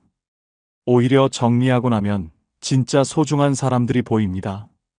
만나면 편하고 웃음이 나오고 서로 힘이 되는 그런 사람들 말이죠. 그런 사람 한두 명만 있어도 노년은 외롭지 않습니다. 연락이 줄어도 불안하지 않은 사람, 혼자여도 초조하지 않은 사람, 불편한 관계는 조용히 내려놓을 줄 아는 사람. 이런 사람은 이미 팔자를 다 타고난 사람입니다. 자, 여러분. 지금까지 나이 들어 세상에서 가장 팔자 좋은 사람의 8가지 특징에 대해 말씀드렸습니다. 다시 한번 정리해 볼까요? 첫째, 죽을 때까지 내 집에서 사는 사람. 둘째, 매달 꼬박꼬박 나오는 연금이 있는 사람. 셋째, 혼자서도 기가 막히게 잘 노는 사람. 넷째, 돈 걱정 없이 두 다리 뻗고 잠드는 사람. 다섯째, 내 몸이 내 말을 잘 듣는 사람. 여섯째, 부탁하지 않아도 되는 사람. 일곱째, 오늘 하루를 이유 없이 만족하는 사람. 여덟째, 사람을 정리할 줄 아는 사람. 혹시 여러분은 이 중에서 몇 가지나 가지고 계신가요? 8개 다 가지고 계시다면 축하드립니다. 여러분은 이미 최고의 팔자를 타고난 분입니다. 4개나 5개 정도 가지고 계시다면 그것도 충분히 훌륭합니다. 완벽한 사람은 없으니까요. 그리고 만약 하나도 없다고 느끼신다면 걱정하지 마세요. 지금부터라도 하나씩 만들어 가시면 됩니다. 중요한 건 말입니다. 이 8가지는 사실 돈이나 지위로 살 수 있는 게 아니라는 겁니다. 이건 태도이고 선택이고 마음가짐입니다. 내 집에서 산다는 건 결국 독립적으로 살겠다는 의지고, 연금이 있다는 건 미리 준비했다는 거고, 혼자 잘 논다는 건 스스로를 사랑한다는 거고, 돈 걱정 없이 잔다는 건 분수를 안다는 거고, 몸이 말을 듣는다는 건 평소에 관리했다는 거고, 부탁 안 한다는 건 자립심이 있다는 거고, 하루에 만족한다는 건 감사할 줄 안다는 거고, 사람을 정리한다는 건 용기가 있다는 겁니다. 결국 이 모든 건 나를 존중하고 나를 지키는 삶으로 귀결됩니다. 나이 들수록 남한테 기대지 않고 남과 비교하지 않고 내 방식대로 당당하게 사는 것. 이게 진짜 팔자 좋은 사람의 모습입니다. 여러분, 오늘 이 이야기를 들으시면서 혹시 마음에 와닿는 부분이 있으셨나요? 아니면 나도 저렇게 살고 싶다 하는 생각이 드셨나요? 그렇다면 오늘부터 작은 것 하나라도 시작해 보세요. 집 정리하기, 연금 알아보기, 혼자 할 수 있는 취미 찾기, 작은 돈이라도 모으기, 산책 시작하기, 스마트폰 배우기, 오늘 하루에 감사하기, 불편한 사람과 거리 두기. 뭐든 좋습니다. 나이 든다는 건 끝이 아니라 새로운 시작입니다. 더 이상 남을 위해 살지 않아도 되는, 오롯이 나를 위해 살 수 있는 시간이거든요. 그러니 부디 여러분의 노년이 비교와 후회가 아닌 평화와 감사로 채워지길 바랍니다. 오늘 이야기가 여러분의 마음에 작은 위로가 되었다면 구독과 좋아요로 저에게 힘을 보태주시면 감사하겠습니다. 친구와 지인들에게 카톡으로 많이 공유해주세요.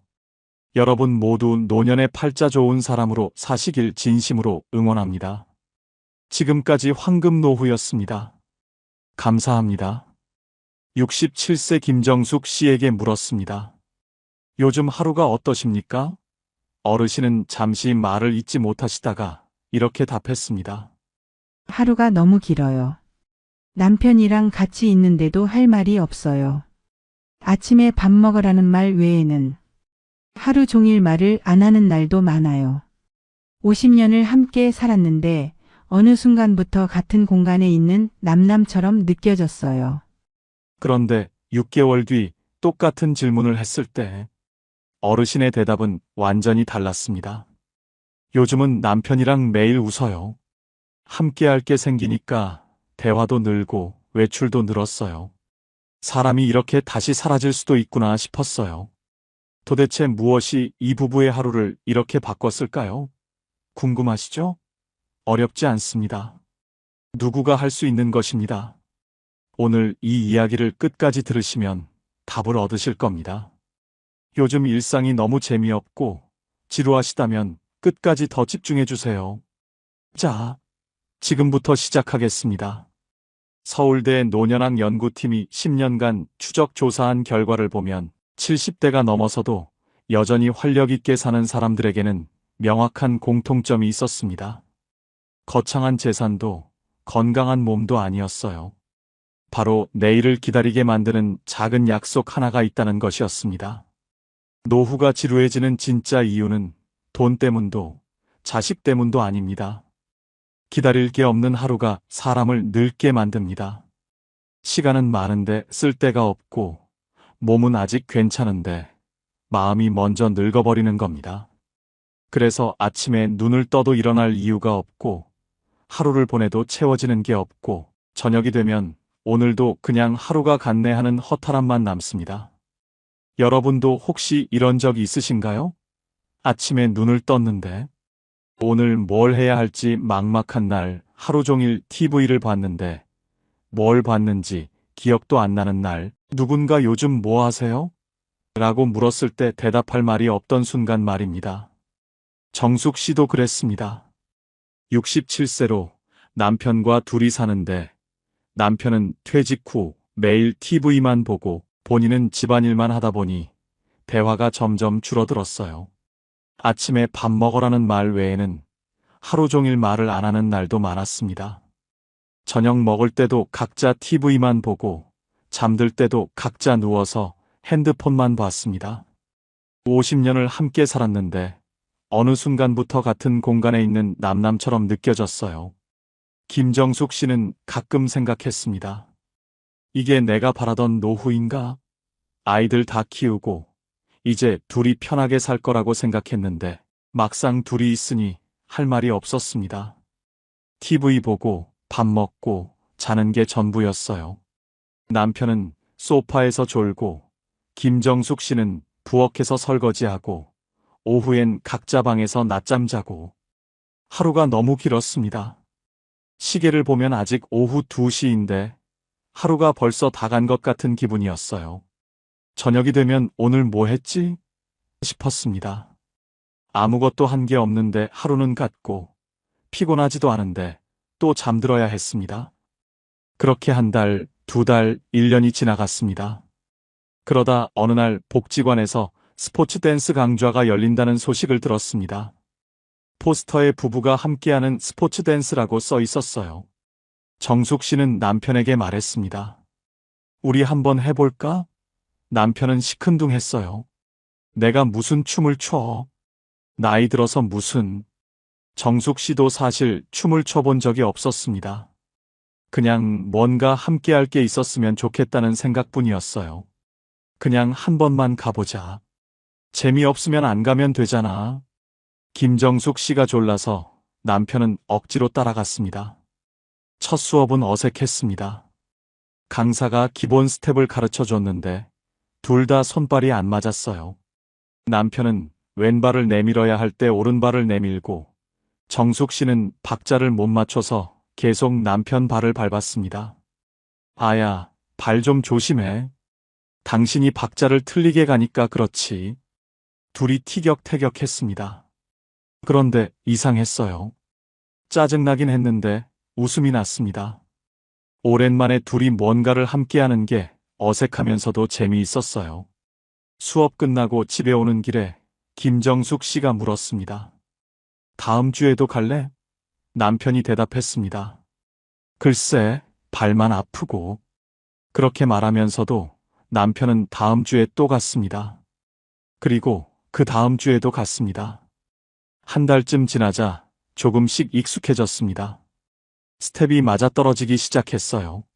남편이 리드하면 김정숙 씨가 따라가고 음악에 맞춰 돌고 멈추고 다시 걷고 처음으로 한 곡을 끝까지 쳐냈을 때 둘 다 웃었습니다. 우리 해냈네. 생각보다 잘하는데? 그날 저녁 집에 와서 남편이 유튜브를 켰습니다. 스포츠 댄스 영상을 찾아보더니 아내를 불렀어요. 여기 봐.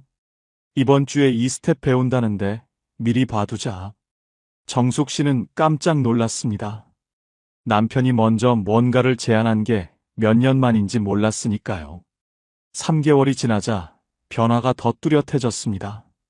수업 없는 날에도 남편이 거실에서 음악을 틀어놨어요. 잠깐 연습 좀 하자. 둘이 거실에서 스텝을 밟고 돌고 웃고 다시 해보고 밥 먹으면서도 이야기가 생겼습니다. 다음 주엔 왈츠 배운다더라. 왈츠? 그거 어려운 거 아니야? 우리 할 수 있어. 우리 지금까지 다 잘했잖아. 대화가 늘었습니다. 웃음이 늘었어요. 아침에 일어나면 오늘 수업 가는 날이지? 하고 물었고 수업 끝나고 오면 오늘 새로 배운 거 있어? 하고 물었습니다. 외출도 잦아졌어요. 수업 끝나고 커피 한잔 하러 가고 가끔 저녁도 밖에서 먹고 왔습니다. 6개월 후 김정숙 씨 부부는 복지관 발표회에 나갔습니다. 무대 위에 서서 음악에 맞춰 춤을 췄어요. 떨리긴 했지만 재미있었습니다. 무대 아래서 다른 어르신들이 박수 쳐주고 강사가 엄지를 치켜 세워줬습니다. 춤이 끝나고 무대에서 내려올 때 남편이 아내의 손을 잡았습니다. 우리 잘했어. 정숙 씨는 그때 느꼈습니다. 아, 이게 내가 바라던 노후구나. 나중에 정숙 씨가 이렇게 말했습니다. 사람이 이렇게 다시 사라질 수도 있구나 싶었어요. 남편 웃는 얼굴을 이렇게 자주 보는 게 몇 년 만인지 모르겠어요. 춤을 배웠다기보다 함께 사는 법을 다시 배운 것 같아요.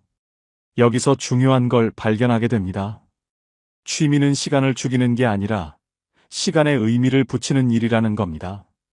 똑같이 하루 24시간인데 어떤 사람은 시간이 안 간다고 하고 어떤 사람은 시간이 모자라다고 합니다. 차이가 뭘까요?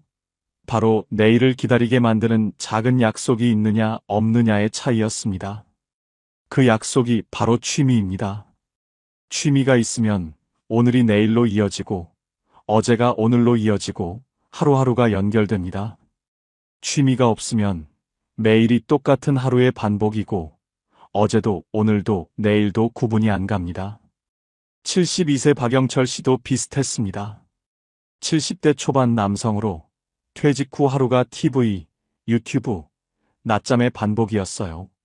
사람 만나는 것도 점점 귀찮아졌고 전화 오는 것도 부담스러워졌습니다. 괜찮으세요? 하는 말이 들릴 때마다 뭐 그냥저냥이라고 대답했지만 사실은 전혀 괜찮지 않았어요. 하루하루가 너무 길고 시간이 안 가고 잠도 안 오고 그렇다고 딱히 할 것도 없고 아침에 일어나면 일단 TV를 켰습니다. 뭘 보겠다는 것도 아니고 그냥 소리가 있어야 덜 적막했으니까요.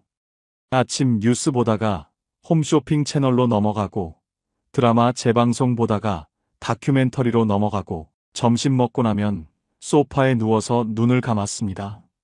자는 건지 안 자는 건지 모를 시간이 한두 시간 흐르고 눈 뜨면 오후 3시쯤 됐어요. 다시 TV 켜고 저녁 6시 뉴스 보고 밥 먹고 또 TV 보다가 11시쯤 잠자리에 들었습니다. 그런데 문제는 잠이 안 온다는 거였어요. 하루 종일 아무것도 안 했는데 피곤하지가 않았습니다. 몸은 멀쩡한데 정신만 지쳐 있었어요. 그렇게 1시간, 2시간 뒤척이다가 새벽에 겨우 잠들고 아침에 일어나면 또 똑같은 하루가 시작됐습니다. 박영철 씨는 그렇게 2년을 보냈습니다.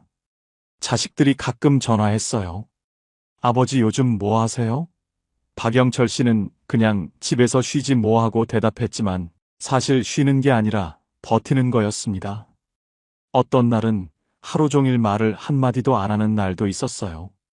편의점 가서 우유 사면서 봉투 주세요 한마디가 그날의 전부였습니다. 그러다 어느 날 동네 복지관 앞을 지나가는데 현수막이 하나 걸려 있었습니다. 어르신 바둑교실 수강생 모집. 박영철 씨는 멈춰 섰습니다. 바둑. 젊었을 때 조금 두던 거였어요. 40년 전 직장 동료들과 점심시간에 한 판씩 두던 기억이 났습니다. 그땐 재미있었는데 언제부턴가 잊고 살았습니다. 한번 가볼까? 그 생각이 들었지만 또 한편으론 귀찮았어요. 지금 가서 뭐 하나? 다들 잘 두는 사람들일 텐데. 하지만 그날 집에 돌아와서도 그 현수막이 자꾸 떠올랐습니다. 다음 날도 그 다음 날도요. 그래서 결국 복지관에 전화를 걸었습니다. 바둑교실 아직 신청 받나요? 일주일 뒤 박영철 씨는 복지관 바둑교실에 앉아 있었습니다. 첫 수업은 어색했습니다. 40년 만에 잡는 바둑돌이 손에 익지 않았어요. 정석도 다 까먹었고 포석도 엉망이었습니다. 옆에 앉은 다른 어르신들은 제법 두는 것 같았는데 박영철 씨는 한 수 한 수가 다 어색했습니다. 그런데 이상했어요. 어색하긴 했지만 재미있었습니다. 바둑판 앞에 앉으니 시간이 금방 갔어요. 2시간짜리 수업이 30분처럼 느껴졌습니다. 집에 오는 길에 박영철 씨는 생각했습니다. 다음 주에 또 가야지. 그날 밤 박영철 씨는 유튜브로 바둑 영상을 찾아봤습니다. 오랜만에 뭔가를 찾아본 거였어요. 이세돌 구단의 복귀 영상을 보다가 잠들었습니다. 2년 만에 처음으로 일찍 잠든 날이었습니다. 다음 주 수업 날이 기다려졌습니다. 월요일, 화요일, 수요일이 지나가는 게 느껴졌어요. 예전엔 월요일이든 금요일이든 똑같은 하루였는데 이제는 다음 수업까지 며칠 남았는지가 보였습니다. 수업 가는 날 아침엔 일찍 일어났어요. TV 켜는 대신 바둑책을 펼쳤습니다. 오랜만에 아침이 기다려지는 느낌이었습니다. 3개월이 지나자 영철 씨의 하루가 완전히 달라졌습니다. 아침에 눈 뜨면 일단 바둑 문제를 풀었어요. 복지관에서 나눠준 문제집이 있었는데 하루에 3문제씩 풀기로 했습니다. 커피 한 잔 놓고 문제를 풀다 보면 1시간이 금방 갔어요. 점심 먹고 나면 유튜브로 프로기사들의 대국을 봤습니다. 예전엔 TV로 드라마나 홈쇼핑을 봤는데 이제는 바둑 채널을 찾아봤습니다. 오후엔 복지관에 가서 다른 어르신들과 한 판씩 뒀어요. 이기면 기분 좋고 지면 억울해서 다음 판을 기다렸습니다. 집에 오는 길엔 오늘 둔 바둑을 복귀했습니다. 아, 그때 저기 뒀어야 했는데 하면서 아쉬워하고 다음엔 이렇게 더 봐야지 하면서 기대했습니다. 저녁 먹고 나면 바둑책을 읽었어요. 정석책, 포석책, 끝내기책. 읽다 보면 잠이 왔습니다. 머리를 쓰니까 피곤해지는 게 느껴졌어요. 오랜만에 제대로 피곤한 거였습니다. 하루 종일 아무것도 안 해서 피곤한 게 아니라 뭔가를 해서 피곤한 거였어요. 그리고 잠들기 전에 생각했습니다. 내일은 또 뭘 배울까? 6개월이 지나자 박영철 씨의 표정이 달라졌습니다. 자식들이 전화해서 물었어요. 아버지 요즘 뭐 하세요? 박영철 씨는 이렇게 대답했습니다. 바둑두지. 요즘 재미있어. 자식들이 놀랐어요. 아버지 목소리가 예전과 달랐으니까요. 생기가 돌았습니다. 말투가 달라졌어요. 그냥 집에서 쉬지 뭐가 아니라 바둑두지. 요즘 재미있어라고 말하는 아버지는 2년 만에 처음이었습니다. 박영철 씨는 이렇게 말했습니다. 예전엔 하루가 너무 길었어요. 시계만 쳐다봤어요. 언제 저녁이 되나? 언제 잠잘 시간이 되나? 그런데 지금은 시간이 모자라요. 문제 풀다 보면 점심시간 지나가고, 바둑 두다 보면 저녁 시간 지나가고, 하루가 이렇게 빨리 가는 줄 몰랐어요. 그럼 요즘 노년층은 주로 어떤 취미를 가지고 있을까요? 한국노인인력개발원의 2025년 조사에 따르면 65세 이상 어르신들의 여가 활동 1위는 TV 시청이었습니다. 2위는 낮잠, 3위는 멍 때리기였어요. 그 다음이 종교 활동, 걷기, 복지관 프로그램 순이었습니다. 이게 나쁘다는 말이 아닙니다. TV를 보는 것도, 낮잠을 자는 것도, 걷는 것도 다 좋은 일이에요. 다만 여기엔 한계가 있습니다. TV는 보는 동안만 시간이 가고 끄면 다시 심심합니다. 낮잠은 자고 나면 오히려 더 무기력해집니다. 걷기는 혼자 하면 금방 지루해지고 날씨가 나쁘면 못합니다. 복지관 프로그램은 일주일에 한두 번이라 나머지 날이 문제입니다. 왜 이런 취미들은 오래 못 가고 완전히 채워지지 않을까요? 이유는 간단합니다. 공부 요소가 없기 때문입니다. TV는 그냥 보기만 하면 되고, 걷기는 그냥 걷기만 하면 됩니다. 배울 게 없고, 발전할 게 없고, 어제보다 나아진 게 없어요. 그래서 하루는 지나는데 채워지지 않는 겁니다. 반면 바둑은 다릅니다. 어제 못 풀던 문제가 오늘 풀리고, 지난주 이해 안 되던 정석이 이번 주에 이해되고, 한 달 전보다 실력이 늘었다는 게 느껴집니다. 그게 사람을 계속 끌어당깁니다. 더 잘하고 싶다. 더 배우고 싶다. 내일은 더 잘 더 보고 싶다는 마음이 생깁니다. 그 마음이 내일을 기다리게 만듭니다. 스포츠 댄스도 마찬가지였어요. 새로운 스텝을 계속 배우니까 재미있었습니다. 단순히 시간만 때우는 게 아니라 뭔가 배우고 발전한다는 느낌이 있으면 오래 갑니다. 여기서 중요한 게 또 하나 있습니다. 취미가 오래 가려면 나눌 수 있어야 한다는 겁니다. 혼자 하는 취미도 좋지만 누군가와 함께 나눌 수 있는 취미는 훨씬 더 오래 갑니다. 왜냐하면 사람은 혼자 있으면 금방 지치기 때문입니다. 누군가와 함께하면 웃음이 생기고 대화가 생기고 관계가 생깁니다. 그게 하루를 채우는 가장 확실한 방법입니다. 박영철 씨의 바둑도 마찬가지였습니다. 혼자 문제만 풀었다면 금방 지쳤을 거예요. 하지만 복지관에 가서 다른 어르신들과 대국을 두니까 재미있었습니다. 이기면 기분 좋고 지면 억울해서 다음 판을 기다렸어요. 대국이 끝나면 서로 복귀를 했습니다. 여기서 이렇게 두셨어야죠. 아, 그랬네. 내가 실수했네. 그렇게 이야기 나누는 게 좋았습니다. 바둑 친구가 생겼어요. 복지관에 가면 반가운 얼굴들이 있었습니다. 오셨어요? 오늘 한 판 붙읍시다.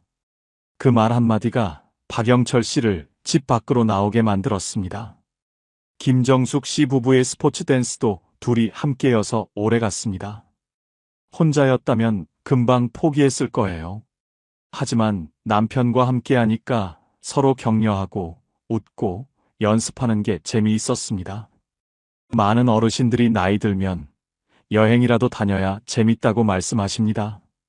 맞는 말입니다. 여행은 정말 좋은 취미예요. 그런데 여행이라고 하면 대부분 비행기 타고 멀리 가는 걸 생각하시는데 꼭 그럴 필요는 없습니다. 여행은 일상에서 벗어나는 경험이면 충분합니다. 옆 동네 가는 것도 여행이고, 다른 시장 가보는 것도 여행이고, 전철 종점까지 가보는 것도 여행입니다. 74세 이광수 씨는 매주 금요일마다 일상 여행을 합니다. 아침에 일어나서 전철을 타고 아무 역이나 내립니다. 그리고 그 동네를 걸어요. 처음 보는 골목, 처음 가는 시장, 처음 앉는 벤치. 점심은 그 동네 식당에서 먹고, 오후엔 공원 벤치에 앉아서 사람들 구경합니다. 그리고 집에 와서 오늘 본 것들을 노트에 적어요. 오늘은 어디 갔고, 뭘 봤고, 뭘 느꼈다. 이광수 씨는 이렇게 말합니다. 돈도 얼마 안 들고 멀리도 안 가는데 매주 금요일이 기다려져요. 오늘은 어디 갈까 생각하는 게 정말 재밌어요. 지난주엔 은평구 갔고 그저께는 강동구 갔어요. 서울에 이렇게 구석구석 골목이 많은 줄 몰랐어요. 노트에 기록하는 것도 재밌어요. 나중에 다시 읽어보면 아, 그때 거기 갔었지 하는 기억이 나거든요. 노트가 한 권 다 찼는데 이게 내 보물 같아요. 여행은 거창한 게 아닙니다. 어제와 다른 오늘을 만드는 것, 그게 여행입니다. 광수 씨의 일상 여행은 돈도 거의 안 들어요. 교통비 몇천 원, 점심값 10,000원이면 충분합니다. 하지만 그 하루는 특별해집니다. 매주 똑같은 일상이 아니라 매주 새로운 경험이 됩니다. 금요일 아침에 일어나면 오늘은 어디 갈까 하는 설렘이 있고 금요일 저녁에 집에 오면 오늘은 좋은 곳 같다 하는 만족감이 있습니다. 그게 한 주를 채웁니다. 월요일부터 목요일까지는 금요일을 기다리고 토요일부터 일요일까지는 다음 금요일을 기대합니다. 그렇게 일주일이 의미 있게 돌아갑니다. 그런데 노년에 가장 강력한 취미가 하나 더 있습니다. 바로 봉사와 사회 참여입니다. 왜 봉사가 노년에 이렇게 강력할까요? 이유는 간단합니다. 봉사는 내가 필요한 사람이라는 감각을 돌려주기 때문입니다. 나이가 들면 점점 이런 생각이 듭니다. 나는 이제 쓸모없는 사람이다. 아무도 나를 필요로 하지 않는다. 자식들은 바쁘고 친구들도 각자 사는 게 바쁘고 나는 그냥 하루하루 시간을 때우는 사람 같은 기분이 듭니다. 그런데 봉사를 하면 달라집니다. 누군가 나를 기다리고 누군가 내 도움을 필요로 하고 내가 없으면 안 되는 곳이 생깁니다. 그 감각이 사람을 살립니다. 69세 최미경 씨는 동네 작은 도서관에서 일주일에 2번 책 읽어주는 봉사를 합니다. 처음엔 그냥 시간 때우려고 시작했어요. 복지관에서 도서관에서 봉사자 구한다는데 해보실래요? 해서 그래요, 해볼게요 했습니다. 특별한 기대는 없었어요. 그냥 집에만 있기 답답하니까 나가서 뭐라도 하면 낫겠다 싶었습니다. 첫 봉사날, 최미경 씨는 도서관에 갔습니다. 어린이 열람실에 아이들이 5명 앉아 있었어요. 미경 씨가 앞에 서서 안녕하세요 인사하니까 아이들도 안녕하세요 했습니다. 미경 씨는 준비한 그림책을 펼쳤습니다. 오늘은 괴물들이 사는 나라를 읽어줄게요. 책을 읽기 시작했습니다. 처음엔 떨렸어요. 아이들이 재미없어 하면 어쩌나, 중간에 나가버리면 어쩌나. 그런데 아이들이 집중했습니다. 눈을 반짝이며 그림을 보고 최미경 씨 목소리에 귀 기울였어요. 책 읽는 중간에 한 아이가 물었습니다. 할머니, 괴물은 무서운 거예요? 미경 씨가 대답했습니다. 무섭기도 하고 외롭기도 한 것 같아. 아이가 고개를 끄덕였습니다. 책을 다 읽고 나니까 아이들이 박수를 쳤어요. 재밌었어요. 다음엔 무슨 책 읽어줄 거예요? 최미경 씨는 집에 오는 길에 가슴이 따뜻했습니다. 오랜만에 느끼는 감정이었어요. 내가 누군가에게 필요한 사람이구나. 다음 주가 기다려졌습니다. 이번엔 어떤 책을 읽어줄까 생각하며 도서관 책장을 둘러봤어요. 이 책도 좋겠다. 저 책도 재밌겠다 하면서 고르는 게 즐거웠습니다. 봉사 가는 날 아침엔 거울을 봤습니다. 머리도 빗고, 옷도 골라 입고, 립스틱도 발랐어요. 오랜만에 단장하는 기분이었습니다. 도서관에 가면 아이들이 먼저 달려왔습니다. 할머니 왔다. 오늘 무슨 책이에요? 아이들의 반가운 얼굴을 보면 미경 씨는 웃음이 났습니다. 6개월이 지나자 최미경 씨는 아이들 이름을 다 외웠습니다. 지호, 서연, 민준, 하은, 예준. 누가 어떤 책을 좋아하는지도 알았어요. 지호는 공룡 나오는 책을 좋아하고, 서연이는 공주 나오는 책을 좋아하고, 민준이는 로봇 나오는 책을 좋아했습니다. 그래서 최미경 씨는 매주 다른 책을 골랐습니다. 이번 주는 지호를 위해 공룡책, 다음 주는 서연이를 위해 공주책. 아이들도 최미경 씨를 좋아했습니다. 최할머니가 읽어주는 게 제일 재밌어요. 한 엄마가 미경 씨에게 인사했습니다. 감사합니다. 우리 애가 할머니 오는 날만 기다려요. 최미경 씨는 그 말이 너무 고마웠습니다. 나중에 미경 씨가 이렇게 말했습니다. 내가 이렇게 누군가에게 필요한 사람일 줄 몰랐어요. 봉사 가는 날 아침엔 거울 보면서 옷도 골라 입고, 머리도 빗고, 립스틱도 바르게 돼요. 나를 기다리는 사람이 있다는 게 이렇게 큰 힘이 될 줄 몰랐어요. 예전엔 아무도 날 필요로 하지 않는다고 생각했는데 지금은 달라요. 내가 없으면 아이들이 섭섭해할 거예요. 그 생각하면 아침에 일어나는 게 기다려져요.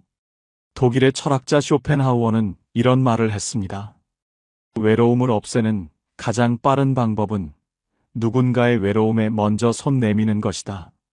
내가 외로울 때 누군가를 돕는 게 이상하게 들릴 수도 있지만 사실은 그게 가장 빠른 방법입니다.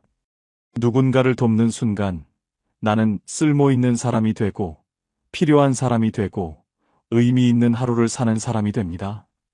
봉사는 거창한 게 아닙니다. 최미경 씨처럼 도서관에서 책 읽어주는 것도 봉사고, 동네 경로당에서 말벗 되어주는 것도 봉사고, 복지관에서 청소 돕는 것도 봉사입니다. 중요한 건 규모가 아니라 내가 누군가에게 필요하다는 감각입니다. 그 감각이 하루를 채우고, 일주일을 채우고, 인생을 채웁니다. 그럼 어떤 취미가 오래 갈까요? 서울대 노년학 연구팀이 10년간 추적한 결과를 보면 취미가 오래가는 사람들에게는 3가지 공통점이 있었습니다. 첫째, 돈이 많이 안 드는 취미입니다. 돈이 많이 들면 부담스러워서 금방 그만두게 됩니다. 걷기, 글쓰기, 그림 그리기, 바둑, 독서처럼 돈이 거의 안 들거나 조금만 드는 취미가 오래갑니다. 박영철 씨의 바둑도 그랬어요. 복지관 수업은 무료였고 바둑판과 돌만 있으면 됐습니다. 김정숙 씨의 스포츠 댄스도 복지관 수강료가 한 달에 10,000원이었어요. 이광수 씨의 일상 여행도 교통비와 점심값 합쳐서 20,000원이면 충분했습니다. 최미경 씨의 봉사는 아예 돈이 안 들었어요. 돈이 적게 들수록 부담 없이 오래 할 수 있습니다. 둘째, 공부 요소가 있는 취미입니다.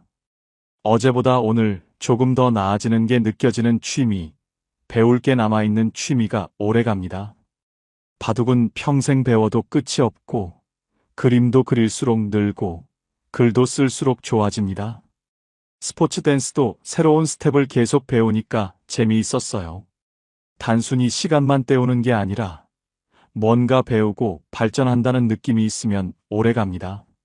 셋째, 나눌 수 있는 취미입니다. 혼자 하는 것보다 함께 하는 것, 누군가에게 보여줄 수 있는 것, 대화의 소재가 되는 것이 오래갑니다. 박영철 씨의 바둑도 상대가 있어서 오래갔고, 김정숙 씨의 스포츠 댄스도 남편과 함께여서 오래갔습니다. 최미경 씨의 책 읽어주기도 아이들이 기다려서 오래가는 겁니다. 이광수 씨도 노트에 기록하고 나중에 다시 읽으면서 혼자 추억하는 게 좋았어요. 나눌 수 있는 취미, 함께 할 수 있는 취미가 오래갑니다. 그럼 지금 당장 무엇부터 시작하면 좋을까요? 어렵게 생각하실 필요 없습니다. 세 가지만 자문해 보세요. 첫째, 요즘 내가 가장 심심한 시간은 언제인가요? 오후 2시? 저녁 6시? 그 시간을 채울 수 있는 작은 것 하나를 찾아보세요. 박영철 씨는 오후 시간이 가장 길었어요. 그래서 오후에 복지관 가서 바둑 두는 게 딱 맞았습니다. 여러분도 가장 심심한 시간을 생각해 보세요. 그 시간에 뭘 할 수 있을까요? 둘째, 예전에 좋아했지만 멈춘 건 없나요?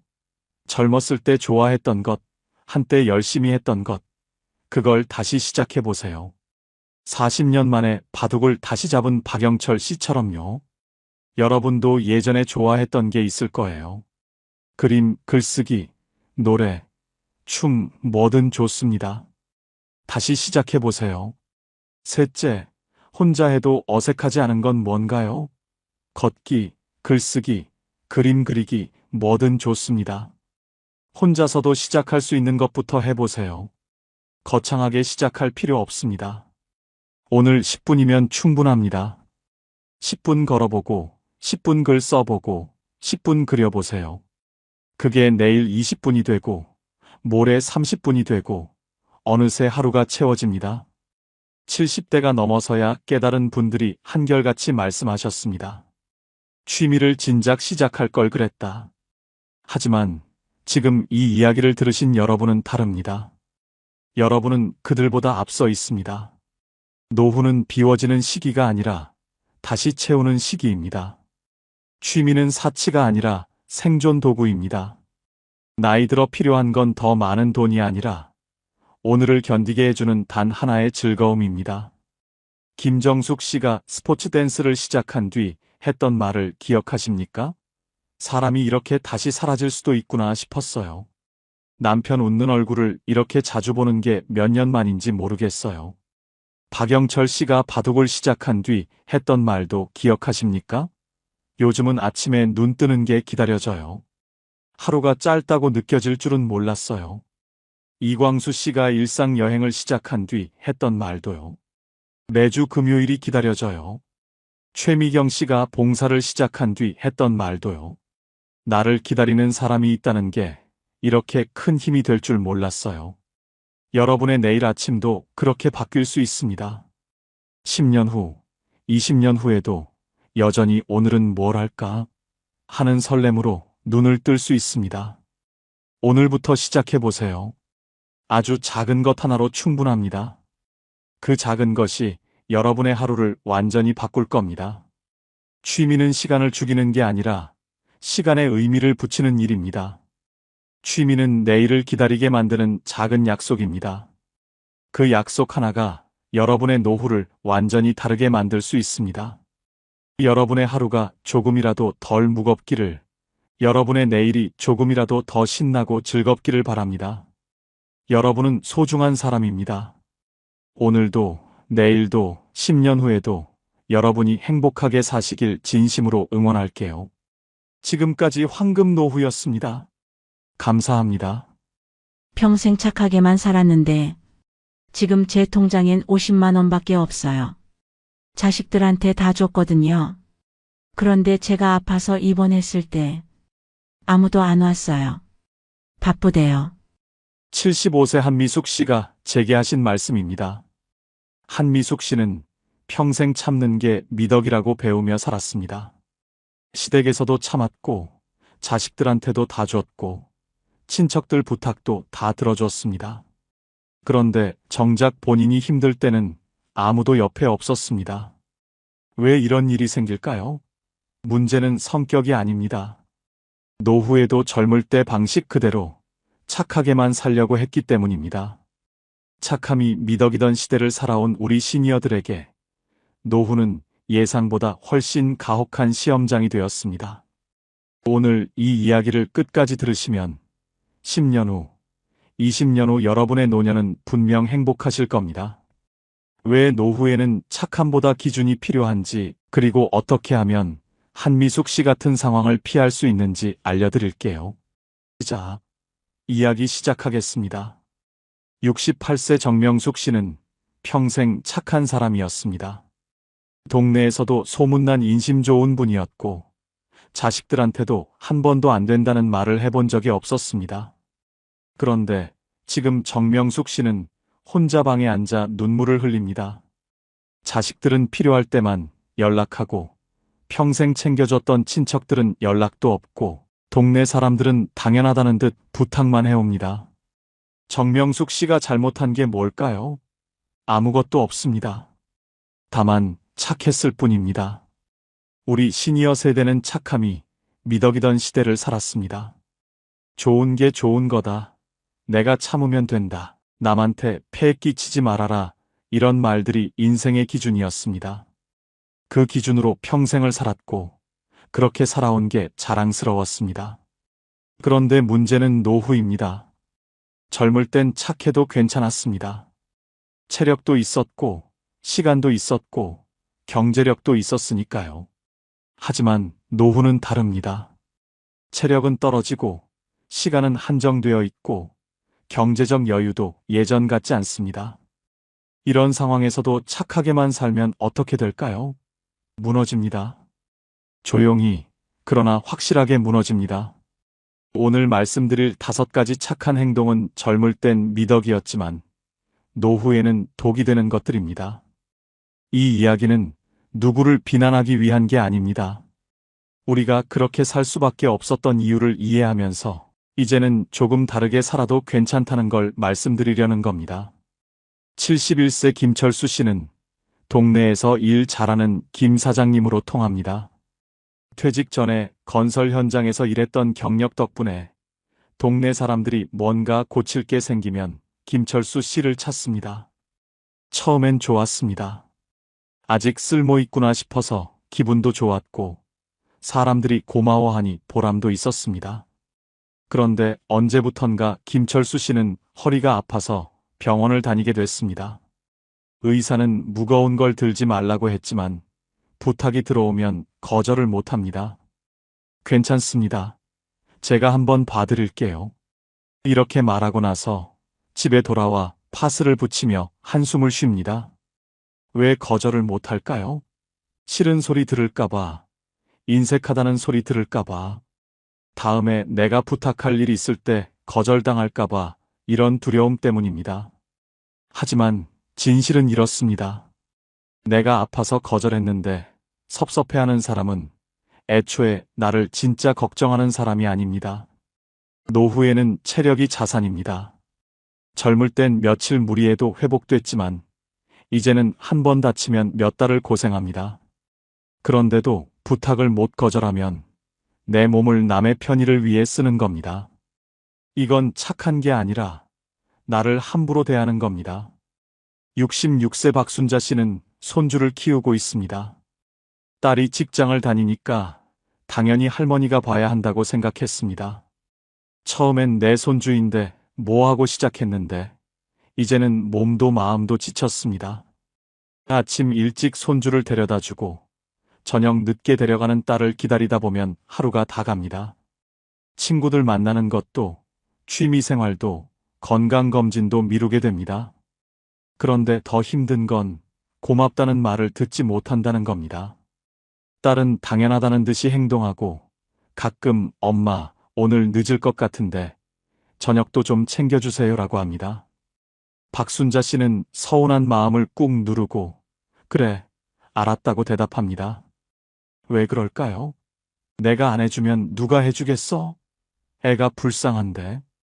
엄마니까 해야지. 이런 생각들이 박순자 씨를 붙잡습니다. 하지만 여기엔 큰 함정이 있습니다. 자식을 위한다는 명목으로 내 노후를 포기하면 결국 누구도 행복하지 않습니다.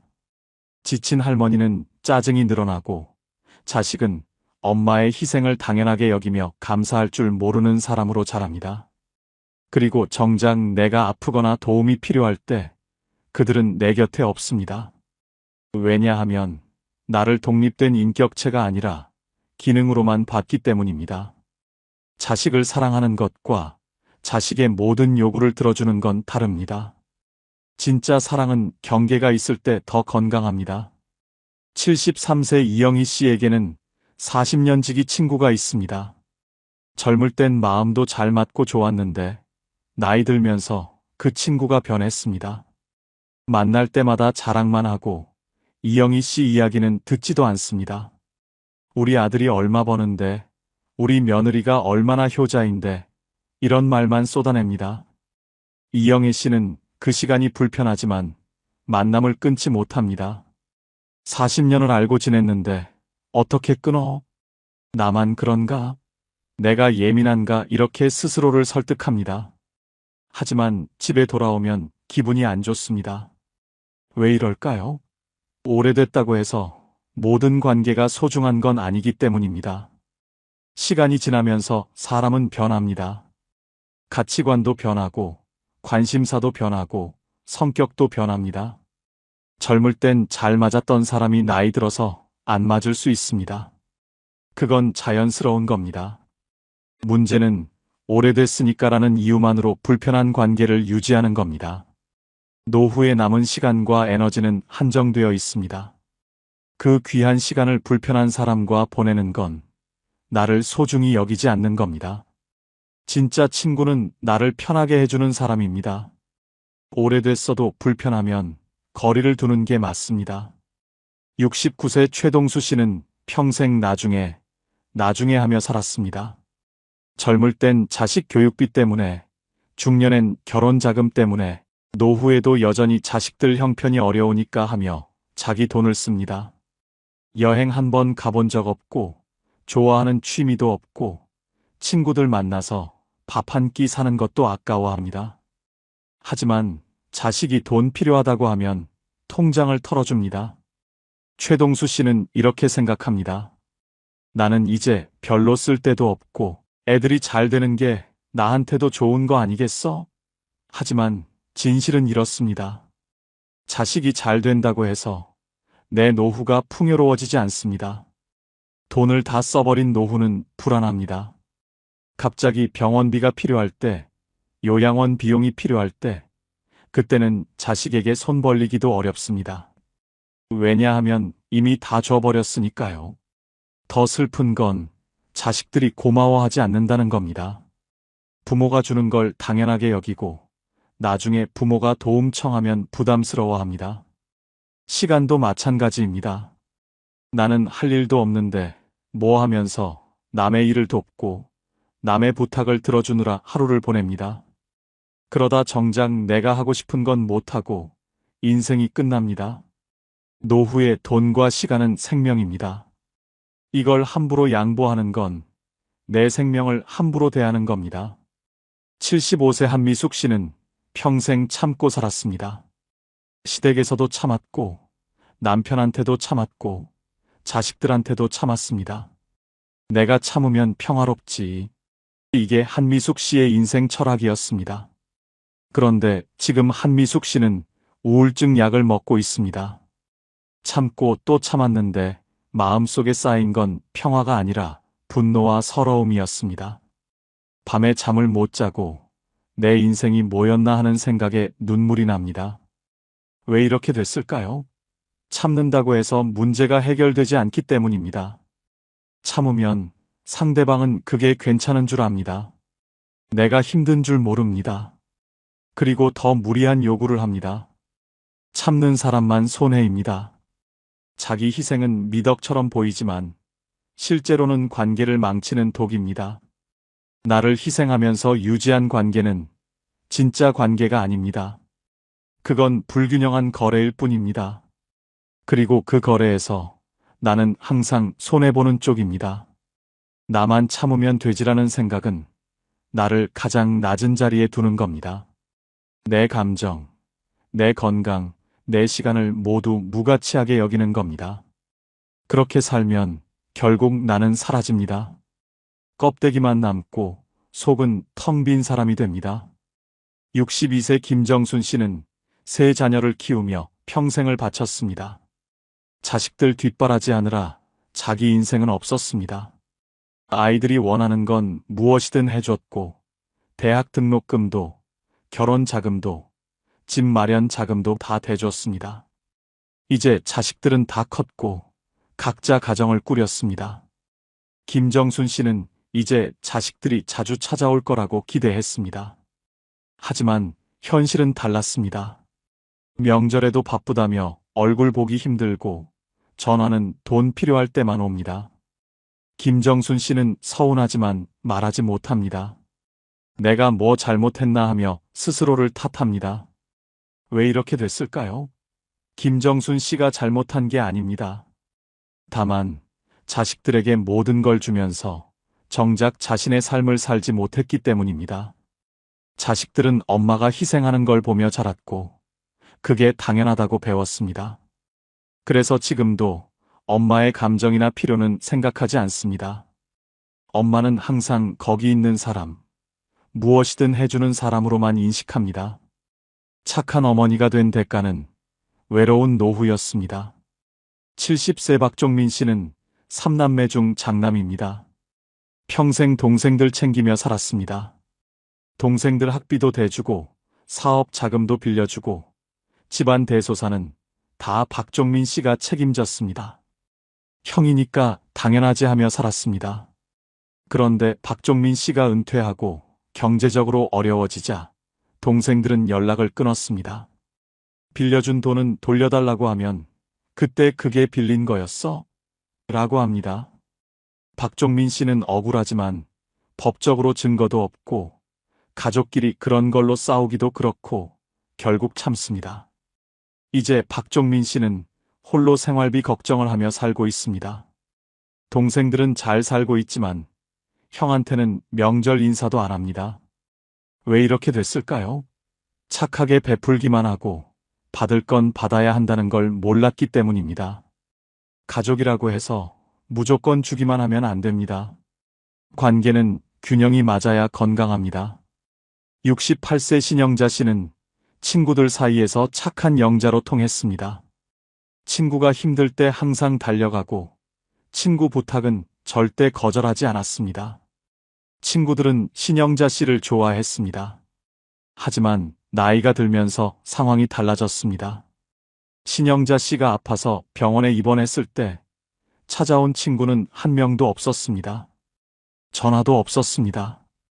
퇴원하고 나서 친구에게 연락했더니 미안해. 바빴어라는 말만 돌아왔습니다. 신영자 씨는 깨달았습니다. 내가 베푼 건 많았지만 진짜 친구는 없었다는 걸. 사람들은 편할 때만 찾았고 내가 어려울 때는 없었습니다. 착하기만 한 사람은 이용당하기 쉽습니다. 진짜 친구 관계는 서로가 서로에게 도움이 되고 서로가 서로를 존중할 때 만들어집니다. 일방적인 베풀문 관계가 아니라 봉사입니다. 여기까지 들으시면서 어쩌면 마음이 불편하실 수도 있습니다. 그럼 이기적으로 살라는 거야? 냉정하게 살라는 거야? 하는 생각이 드실 수도 있습니다. 아닙니다. 제가 드리고 싶은 말씀은 착한 게 나쁘다는 게 아닙니다. 다만 착함과 희생을 구분해야 한다는 겁니다. 진짜 착함은 나를 지키면서도 남을 배려하는 겁니다. 내가 무너지면서까지 남을 돕는 건 착함이 아니라 자기 파괴입니다. 노후에는 착한 사람이 살아남는 게 아닙니다. 편한 사람이 살아남습니다. 여기서 편한 사람이란 남한테 편한 사람이 아니라 나 자신에게 편한 사람을 말합니다.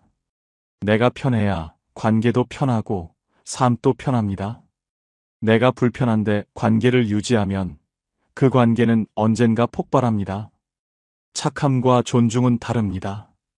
착하게만 굴면 사람들은 나를 존중하지 않습니다. 당연하게 여깁니다. 하지만 내가 기준을 가지고 안 되는 건 안 된다고 말하면 사람들은 나를 존중합니다.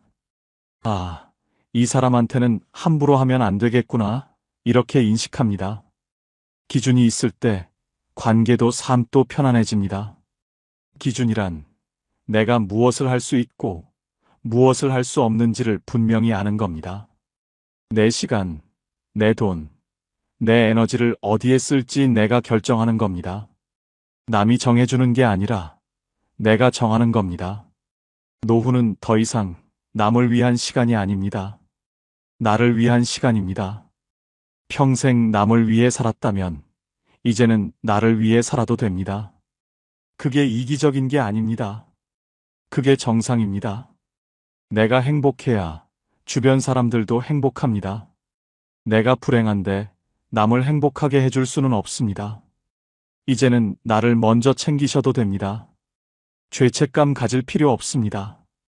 말로는 쉽지만 실제로 거절하는 건 어렵습니다. 평생 응이라고 대답하며 살았는데 갑자기 아니오라고 하기는 쉽지 않습니다. 그래서 오늘 실제로 쓸 수 있는 거절 문장을 몇 가지 드리겠습니다.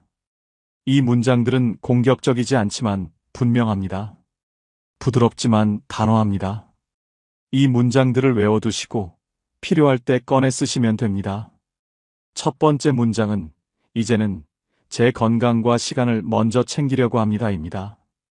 이 문장은 아주 강력합니다. 왜냐하면 누구도 반박할 수 없기 때문입니다. 건강과 시간을 챙기는 건 당연한 일이고 이걸 반대하는 사람은 없습니다. 예를 들어 누가 부탁을 해왔을 때 이렇게 말할 수 있습니다. 고맙긴 한데 요즘 제 건강을 좀 챙기려고 해서요. 이번엔 어려울 것 같아요.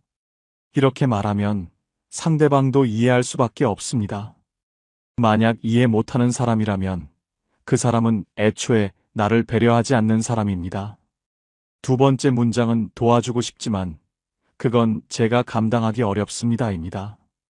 이 문장은 거절하면서도 상대방의 기분을 상하지 않게 합니다. 도와주고 싶다는 말로 선의를 표현하고 감당하기 어렵다는 말로 현실을 전달합니다. 예를 들어 자식이 손주를 맡기려고 할 때 이렇게 말할 수 있습니다. 손주 보는 건 좋지. 근데 매일은 할머니가 감당하기 어려워. 일주일에 한두 번 정도는 가능한데 그 이상은 힘들겠어. 이렇게 말하면 내 한계를 분명히 하면서도 관계는 유지할 수 있습니다. 세 번째 문장은 예전 같지 않아서 이번엔 어렵겠어요입니다. 나이가 들었다는 건 누구나 아는 사실입니다. 그리고 나이가 들면 예전처럼 못하는 게 당연합니다. 이 문장은 그걸 솔직하게 인정하는 겁니다. 예를 들어 친척이 짐 옮기는 걸 도와달라고 하면 이렇게 말할 수 있습니다. 예전엔 그런 것도 했는데 요즘은 허리가 안 좋아서 무거운 거 못 들어. 이번엔 어렵겠어. 이렇게 말하면 상대방도 무리하게 요구하지 않습니다. 네 번째 문장은 제 사정도 있어서 이번엔 힘들 것 같습니다입니다. 이 문장은 구체적인 이유를 말하지 않아도 됩니다. 제 사정이라는 말로 충분합니다. 모든 걸 설명할 필요 없습니다. 예를 들어 돈을 빌려달라는 요청에 이렇게 말할 수 있습니다. 미안한데 지금 저도 사정이 있어서 어려울 것 같아. 더 이상 설명할 필요 없습니다. 내 사정은 내가 알아서 하는 겁니다. 다섯 번째 문장은 생각해보니 제가 할 수 있는 선을 넘는 것 같아요입니다. 이 문장은 한 번 승낙했다가 나중에 부담스러워서 철회할 때 쓸 수 있습니다. 처음엔 응했는데 생각해보니 너무 무리라는 걸 깨달았을 때 이렇게 말하는 겁니다. 저번에 괜찮다고 했는데 생각해보니 제가 할 수 있는 선을 넘는 것 같아요. 미안하지만 이번엔 못 도와드릴 것 같아요. 승낙을 철회하는 건 용기가 필요하지만 무리하게 약속을 지키려다 무너지는 것보다는 훨씬 낫습니다. 이 문장들을 쓸 때 중요한 건 죄책감을 느낄 필요가 없다는 겁니다. 내 한계를 말하는 건 나쁜 게 아닙니다. 정직한 겁니다. 그리고 정직한 관계만이 오래갑니다. 처음엔 어색할 겁니다. 말하면서 가슴이 두근거리고 이러면 안 되는 건 아닌가 하는 생각이 들 겁니다. 괜찮습니다. 그게 정상입니다. 평생 해온 습관을 바꾸는 건 쉽지 않습니다. 하지만 한 번, 두 번 연습하다 보면 익숙해집니다. 그리고 놀라운 일이 일어납니다. 사람들이 나를 더 존중하기 시작합니다. 거절할 줄 아는 사람은 함부로 대할 수 없는 사람입니다.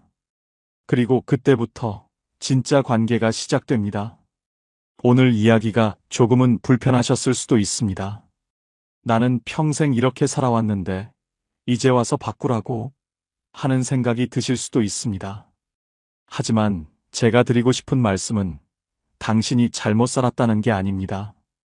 당신은 그 시대에 가장 옳은 방식으로 사셨습니다. 착하게 사는 게 미덕이던 시대였고, 그렇게 살지 않으면 살아남기 힘든 시대였습니다. 당신은 최선을 다하셨습니다. 하지만 이제 시대가 바뀌었습니다. 그리고 무엇보다 당신의 상황이 바뀌었습니다. 젊을 땐 착해도 괜찮았습니다. 체력도 있었고, 시간도 있었고, 앞날도 많이 남았으니까요. 하지만 노후는 다릅니다. 남은 시간이 한정되어 있고, 체력도 예전 같지 않고, 경제적 여유도 제한적입니다. 이런 상황에서 착하기만 하면 무너집니다. 노후는 착한 사람 대회가 아닙니다. 나를 지키는 삶의 후반전입니다. 이제는 나를 먼저 생각하셔도 됩니다. 내 건강, 내 시간, 내 행복을 우선순위에 두셔도 됩니다. 그게 이기적인 게 아닙니다. 그게 정상입니다. 평생 남을 위해 살았다면 이제는 나를 위해 살 자격이 충분합니다. 내가 행복해야 주변 사람들도 행복합니다. 내가 건강해야 누구한테도 짐이 되지 않습니다. 내가 당당해야 관계도 건강해집니다. 오늘 이 이야기를 들으신 모든 분들께 이 말씀을 드리고 싶습니다. 당신은 충분히 착하게 살았습니다. 이제는 편하게 사셔도 됩니다. 당신은 충분히 베풀었습니다. 이제는 받으셔도 됩니다. 당신은 충분히 참았습니다. 이제는 말하셔도 됩니다. 죄책감 가지지 마세요. 당신은 나쁜 사람이 아닙니다. 당신은 그저 이제야 자기 자신을 돌보기 시작한 사람입니다. 그리고 그건 가장 옳은 일입니다. 중요한 건 변화는 나이가 아니라 마음의 방향에서 시작된다는 것입니다. 여러분도 지금 당장 시작할 수 있습니다. 거창한 계획은 필요 없습니다. 오늘 할 수 있는 작은 실천 하나면 충분합니다. 아침에 일어나서 창문을 열고 깊게 숨을 쉬어보세요. 신선한 공기가 폐로 들어오는 걸 느껴보세요. 그것만으로도 하루가 다르게 시작됩니다. 오늘 10분이라도 밖을 걸어보세요. 빠르게 걸을 필요 없습니다. 그냥 천천히 주변을 보며 걸으세요. 나무를, 하늘을, 사람들을 보세요. 그러면 마음이 조금 가벼워집니다. 오늘 누군가에게 안부 전화 한 통 해보세요. 오래 통화할 필요 없습니다. 요즘 어떻게 지내? 한마디면 충분합니다. 그 한마디가 상대방에게도 나에게도 따뜻함을 줍니다. 지금 이 순간에 집중하세요. 지금 내가 숨 쉬고 있다는 것, 살아있다는 것에 감사하세요. 이게 전부입니다. 이렇게 작은 실천 하나씩 쌓아가다 보면 어느새 여러분의 삶도 달라져 있을 겁니다. 더 가볍고, 더 평온하고, 더 감사한 삶으로 바뀌어 있을 겁니다. 70이 넘었다고 해서 인생이 끝난 게 아닙니다. 오히려 이제부터가 진짜 인생입니다. 더 이상 남에게 보여주기 위해 살 필요가 없고 증명할 필요도 없습니다. 그저 내가 원하는 대로, 내 속도로, 내 방식으로 살면 됩니다. 70부터 인생이 늦은 게 아니라 오히려 가장 솔직해지는 시기입니다. 돈이 많지 않아도, 건강이 완벽하지 않아도, 혼자 살아도 자유롭고 평온합니다. 그 이유는 더 이상 삶에 대한 두려움이 없기 때문입니다. 내일이 어떻게 될지 모르지만 오늘 하루는 충분히 살았다는 만족감이 있습니다. 변화는 거창한 데서 오는 게 아니라 작은 실천에서 옵니다. 오늘 하루 감사하는 마음으로 시작해 보세요. 오늘 이 이야기를 들으신 여러분께 감사드립니다. 여러분이 오늘부터 조금 더 가볍고, 조금 더 평온하고, 조금 더 감사한 마음으로 하루를 사셨으면 좋겠습니다. 여러분의 남은 인생이 가장 아름다운 시간이 되기를 진심으로 응원합니다. 지금까지 황금노후였습니다. 감사합니다.